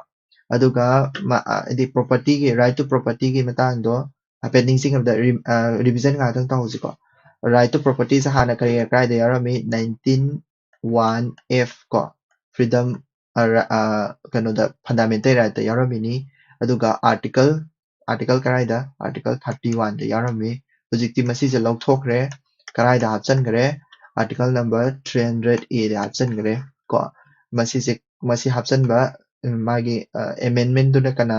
44ꯅꯤꯀꯣ ꯀꯟꯁꯇꯤꯇ꯭ꯌꯨꯁꯅꯦꯜ ꯑꯦꯃꯦꯟꯃꯦꯟ 1978 ꯀꯣ ꯃꯗꯨꯗꯨꯅ ꯑꯩꯈꯣꯏ ꯁꯤꯒꯤ ꯄ꯭ꯔꯣꯄꯔꯇꯤ ꯔꯥꯏꯠꯁꯦ ꯀꯔꯤꯗ ꯑꯣꯟꯈ꯭ꯔꯦ ꯀꯟꯁꯇꯤꯇ꯭ꯌꯨꯁꯅꯦꯜ ꯅꯠꯇ꯭ꯔꯒ ꯔꯤꯒꯦꯜ ꯔꯥꯏꯠꯇ ꯑꯣꯟꯈ꯭ꯔꯦ ꯑꯗꯨꯗꯨꯃ ꯍꯥꯏꯗꯤ ꯁꯨꯝ ꯔꯤꯚꯤꯖꯟ ꯑꯣꯏꯅꯀꯣ ꯅꯦꯛꯁꯇ ꯁꯨꯄ꯭ꯔꯤꯝ ꯀꯣꯔꯠꯅ ꯀꯩꯗꯧꯒꯦ ꯍꯥꯏꯔꯀꯥꯟꯗ ꯒꯣꯚꯔꯟꯃꯦꯟꯠꯇ ꯑꯩꯈꯣꯏꯒꯤ ꯀ꯭ꯔꯣꯞ ꯑꯦꯒ꯭ꯔꯤꯀꯜꯆꯔꯦꯜ ꯀ꯭ꯔꯣꯞ ꯐꯥꯔꯃꯔꯁꯤꯡꯁꯦ ꯑꯩꯈꯣꯏꯒꯤ ꯀꯩꯗꯧꯒꯦ ꯍꯥꯏꯔꯀꯥꯟꯗ ꯍꯥꯟꯅ ꯋꯤꯠꯀꯨꯝꯕ ꯀꯣ ꯒ꯭ꯔꯤꯟ ꯂꯤꯕꯔꯁꯨ ꯃꯇꯝꯗ ꯋꯤꯠꯀꯨꯝꯕ ꯔꯥꯏꯁꯀꯨꯝꯕ ꯌꯥꯝ ꯊꯥꯔꯝꯕꯗꯣ ꯄꯜꯁꯇ ꯑꯣꯟꯊꯣꯛꯑꯣ ꯁꯤꯅꯦꯕ ꯍꯥꯏꯁꯦꯀꯣ ꯄꯜꯁꯇ ꯑꯣꯟꯊꯣꯛꯑꯣ ꯄꯜꯁꯇ ꯑꯣꯟꯊꯣꯛꯑꯣ ꯍꯥꯏꯔꯤꯕ ꯃꯤꯅꯤꯡꯁꯦ ꯀꯩꯒꯤꯅꯣ ꯍꯥꯏꯔꯒꯗꯤ ꯑꯩꯈꯣꯏꯒꯤ ꯋꯤꯠ ꯀꯨꯝꯕ ꯔꯥꯏꯁꯀꯨꯝꯕꯁꯤꯗꯤ ꯍꯦꯟꯅ ꯄꯨꯊꯣꯛꯑꯦꯕ ꯑꯩꯈꯣꯏ ꯏꯟꯗꯤꯌꯥꯁꯦ ꯑꯗꯨꯗꯨꯅ ꯄꯜꯁꯇꯤ ꯃꯤꯉꯣꯟꯗꯒꯤ ꯏꯝꯄꯣꯔꯠ ꯇꯧꯁꯜꯂꯛꯑꯦꯕ ꯀꯣ ꯑꯌꯥꯝꯕꯅ ꯀꯩꯗꯧꯒꯦ ꯍꯥꯏꯔꯀꯥꯟꯗ ꯑꯩꯈꯣꯏꯒꯤ ꯄꯜꯁ ꯈꯔ ꯂꯩ ꯃꯤꯉꯣꯟꯗꯒꯤ ꯏꯝꯄꯣꯔꯠ ꯇꯧꯁꯜꯂꯛꯄ ꯍꯥꯏꯇꯥꯔꯦ ꯌꯦꯂꯣ ꯄꯤꯁ ꯍꯥꯏꯁꯦ ꯁꯤꯁꯦ ꯌꯦꯂꯣ ꯄꯤꯁ ꯍꯥꯏꯁꯤꯅꯦ ꯌꯦꯂꯣ ꯎꯗ꯭ꯔꯦ ꯌꯦꯂꯣ ꯄꯤꯁ ꯍꯥꯏꯁꯦ ꯁꯤꯁꯤꯅꯤꯀꯣ ꯌꯦꯂꯣ ꯄꯤꯁꯁꯦ ꯃꯤꯉꯣꯟꯗꯒꯤ ꯍꯣꯟꯖꯜꯂꯛꯄꯅꯦꯕ ꯁꯤꯁꯦ ꯏꯝꯄꯣꯔꯠ ꯇꯧꯁꯜꯂꯛꯄꯅꯦꯕꯀꯣ ꯑꯗꯨꯅ ꯃꯤꯉꯣꯟꯗꯒꯤ ꯄꯨꯁꯜꯂꯛꯑꯦ ꯌꯦꯂꯣ ꯄꯤꯁ ꯍꯥꯏꯁꯦ ꯑꯩꯈꯣꯏꯗ ꯃꯪꯒꯜꯗꯣ ꯃꯥꯜꯂꯦꯀꯣ ꯃꯪꯒꯟꯗꯣ ꯃꯤꯉꯣꯟꯗꯒꯤ ꯍꯣꯟꯖꯜꯂꯛꯄꯅꯦ ꯃꯤꯉꯣꯟꯗꯒꯤ ꯏꯝꯄꯣꯔꯠ ꯇꯧꯁꯜꯂꯛꯄꯅꯦꯕ ꯑꯩꯈꯣꯏꯗꯒꯤ ꯊꯥꯕ ꯅꯠꯇꯦ ꯑꯗꯨꯅ ꯄꯜꯁꯇ ꯑꯣꯏꯅ ꯊꯥꯁꯤ ꯃꯤꯉꯣꯟꯗꯒꯤ ꯏꯝꯄꯣꯔꯠ ꯇꯧꯗꯣꯏ ꯁꯔꯨꯛꯄꯨꯗꯤ ꯑꯩꯈꯣꯏꯅ ꯁꯤꯁꯦ ꯊꯥꯕ ꯍꯦꯟꯃꯟꯈꯔꯦ ꯁꯤꯁꯦ ꯑꯣꯏꯅ ꯊꯥꯔꯁꯤ ꯁꯤꯅꯤ ꯑꯩꯈꯣꯏ ꯏꯟꯗꯤꯌꯥꯒꯤ ꯑꯣꯏꯅ ꯑꯩꯈꯣꯏꯒꯤ ꯄꯜꯁꯀꯤꯗꯤ MSP ꯂꯩꯇꯦꯀꯣ MSPꯁꯦ ꯌꯥꯝꯅ ꯂꯩꯇꯦꯕ MSPꯗ ꯌꯥꯎꯔꯤꯁꯦ ꯄꯜꯁ 5 ꯈꯛꯇꯅꯦꯕ ꯑꯩꯈꯣꯏꯒꯤ ꯋꯤꯠ ꯑꯦꯟ ꯔꯥꯏꯁꯇꯗꯤ ꯌꯥꯝ ꯌꯥꯎꯋꯦꯕ ꯑꯩꯈꯣꯏꯒꯤ MSPꯒꯤ ꯑꯣꯏꯅ MSP ꯑꯩꯈꯣꯏꯒꯤ ꯏꯟꯗꯤꯌꯥꯒꯤ ꯒꯣꯚꯔꯟꯃꯦꯟꯠꯅ MSPꯁꯦ 21 ꯑꯣꯏꯔ ꯃꯥꯜꯂꯦ 21 ꯀ꯭ꯔꯣꯞꯁꯇ MSP ꯄꯤꯀꯣ ꯑꯗꯨꯗꯩꯗ ꯄꯜꯁꯁꯤ 5 ꯈꯛꯇꯅꯦꯕ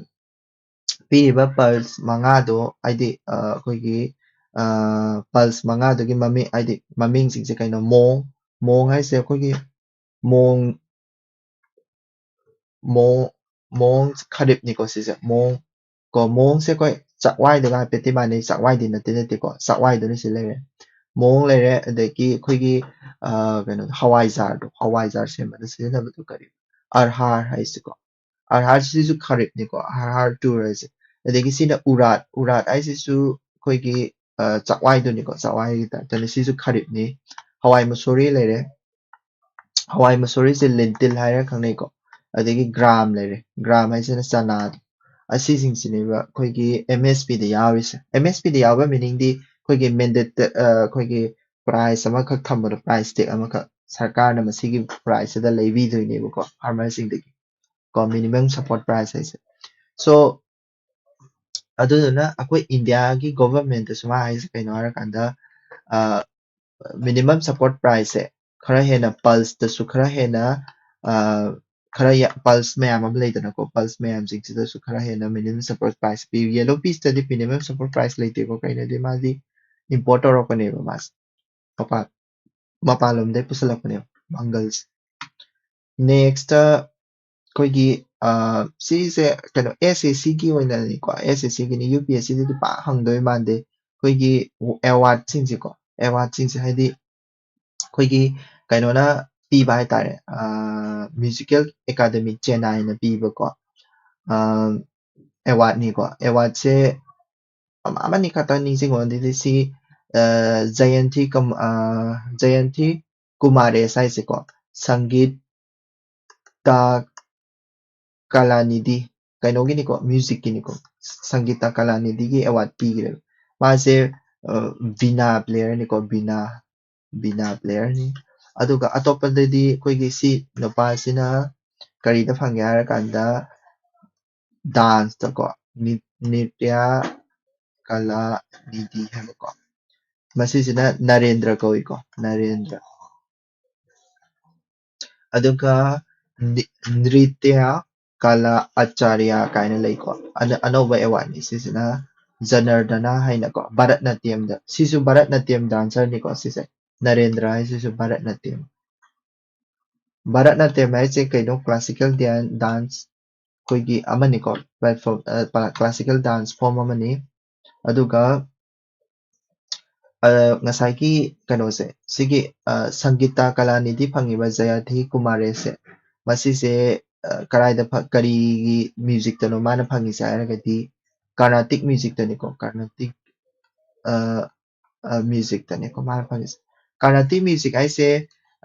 म्यूजिक के मतांगदा खितंग रिविजन मचा अमदंग तौहौसिको अखोइगी म्यूजिकता इंडियन क्लासिकल म्यूजिक लई इंडियन क्लासिकल म्यूजिक अनि थोई हिंदुस्तानी हाइबा मा अदुगा करा अदगी सिगी कार्नाटिक हाइबा मा को सिदैस्ता कार्नाटिक से अमु अहुम थोना खाइदोएबको अदि त्यागराजा त्यागराजा को अदगी मुथुस्वामी को मुथुस्वामी दीक्षातार हाइबनिको अदगी श्यामा शास्त्री को निंजिंगको पैखादसु हंगपे नेक्स्ट न्यूज़ एंटोनेली हाइसे अखोइगी F1 ड्राइवरनिको माना हदक कैनोसे फंगरे सिसु अवार्ड प्राइज किनिको सिसिना फंगिसिना चाइनीस ग्रांड प्रिक्स निको चाइनीस ग्रांड प्रिक्स की टाइटल फंगरे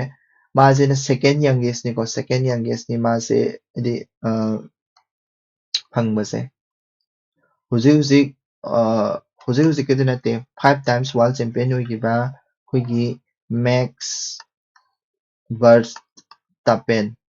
वर्स्टापेन हाइसे कैनोनिको खुगी हुजिकपुति फेरारी की ओइगरे ꯃꯔꯁꯤꯗꯤꯁꯀꯤ ꯍꯥꯟꯅ ꯑꯣꯏꯔꯝꯕꯅꯤ ꯐꯦꯔꯥꯔꯤꯒꯤ ꯑꯣꯏꯒꯦꯔꯥ ꯐꯦꯔꯥꯔꯤꯒꯤ ꯃꯦꯛꯁ ꯕꯔꯁꯇꯥꯄꯦꯟꯁꯦ ꯃꯁꯤꯁꯤꯅ ꯈ꯭ꯋꯥꯏ ꯌꯪꯒꯦꯁꯅꯤꯀꯣ ꯌꯪꯒꯦꯁ ꯀꯣ ꯒ꯭ꯔꯥꯟ ꯄ꯭ꯔꯤꯛꯁ ꯇꯥꯏꯇꯜ ꯐꯪꯕꯁꯦ ꯀꯣ ꯑꯇꯩꯗꯤ ꯌꯥꯔꯦ ꯁꯤꯒꯤ ꯑꯦꯟꯇꯣꯅꯤ ꯂꯤꯁꯤꯁꯨ ꯀꯩꯅꯣꯅꯤꯀꯣ ꯃꯔꯁꯤꯗꯤꯁꯅꯤꯀꯣ ꯃꯥꯁꯨ ꯃꯔꯁꯤꯗꯤꯁꯅ ꯑꯗꯨꯝ ꯂꯧ ꯂꯩꯔꯦ ꯑꯌꯥꯝꯕ ꯐꯦꯔꯥꯔꯤꯁꯦ ꯂꯩꯍꯧꯔꯦ ꯌꯥꯔꯦ ꯑꯇꯩ ꯅꯨꯡꯉꯥꯏ ꯀꯩꯅꯣ ꯐꯖꯕ ꯄꯥꯎ ꯌꯥꯎꯗ꯭ꯔꯦ ꯑꯇꯣꯞꯄ ꯌꯥꯎꯕꯗꯤ ꯌꯥꯎꯋꯦ ꯕꯠ ꯑꯦꯛꯖꯥꯝ ꯔꯤꯂꯦꯇꯦꯠ ꯑꯣꯏꯕ ꯑꯣꯔ ꯑꯦꯛꯖꯥꯝꯒꯤ ꯍꯪꯉꯛꯄ ꯌꯥꯕꯗꯤ ꯄꯥꯛ ꯌꯥꯎꯗ꯭ꯔꯦ ꯁꯤꯗ ꯂꯣꯏꯁꯜꯂꯁꯤꯀꯣ Thank you so much. Have a great day.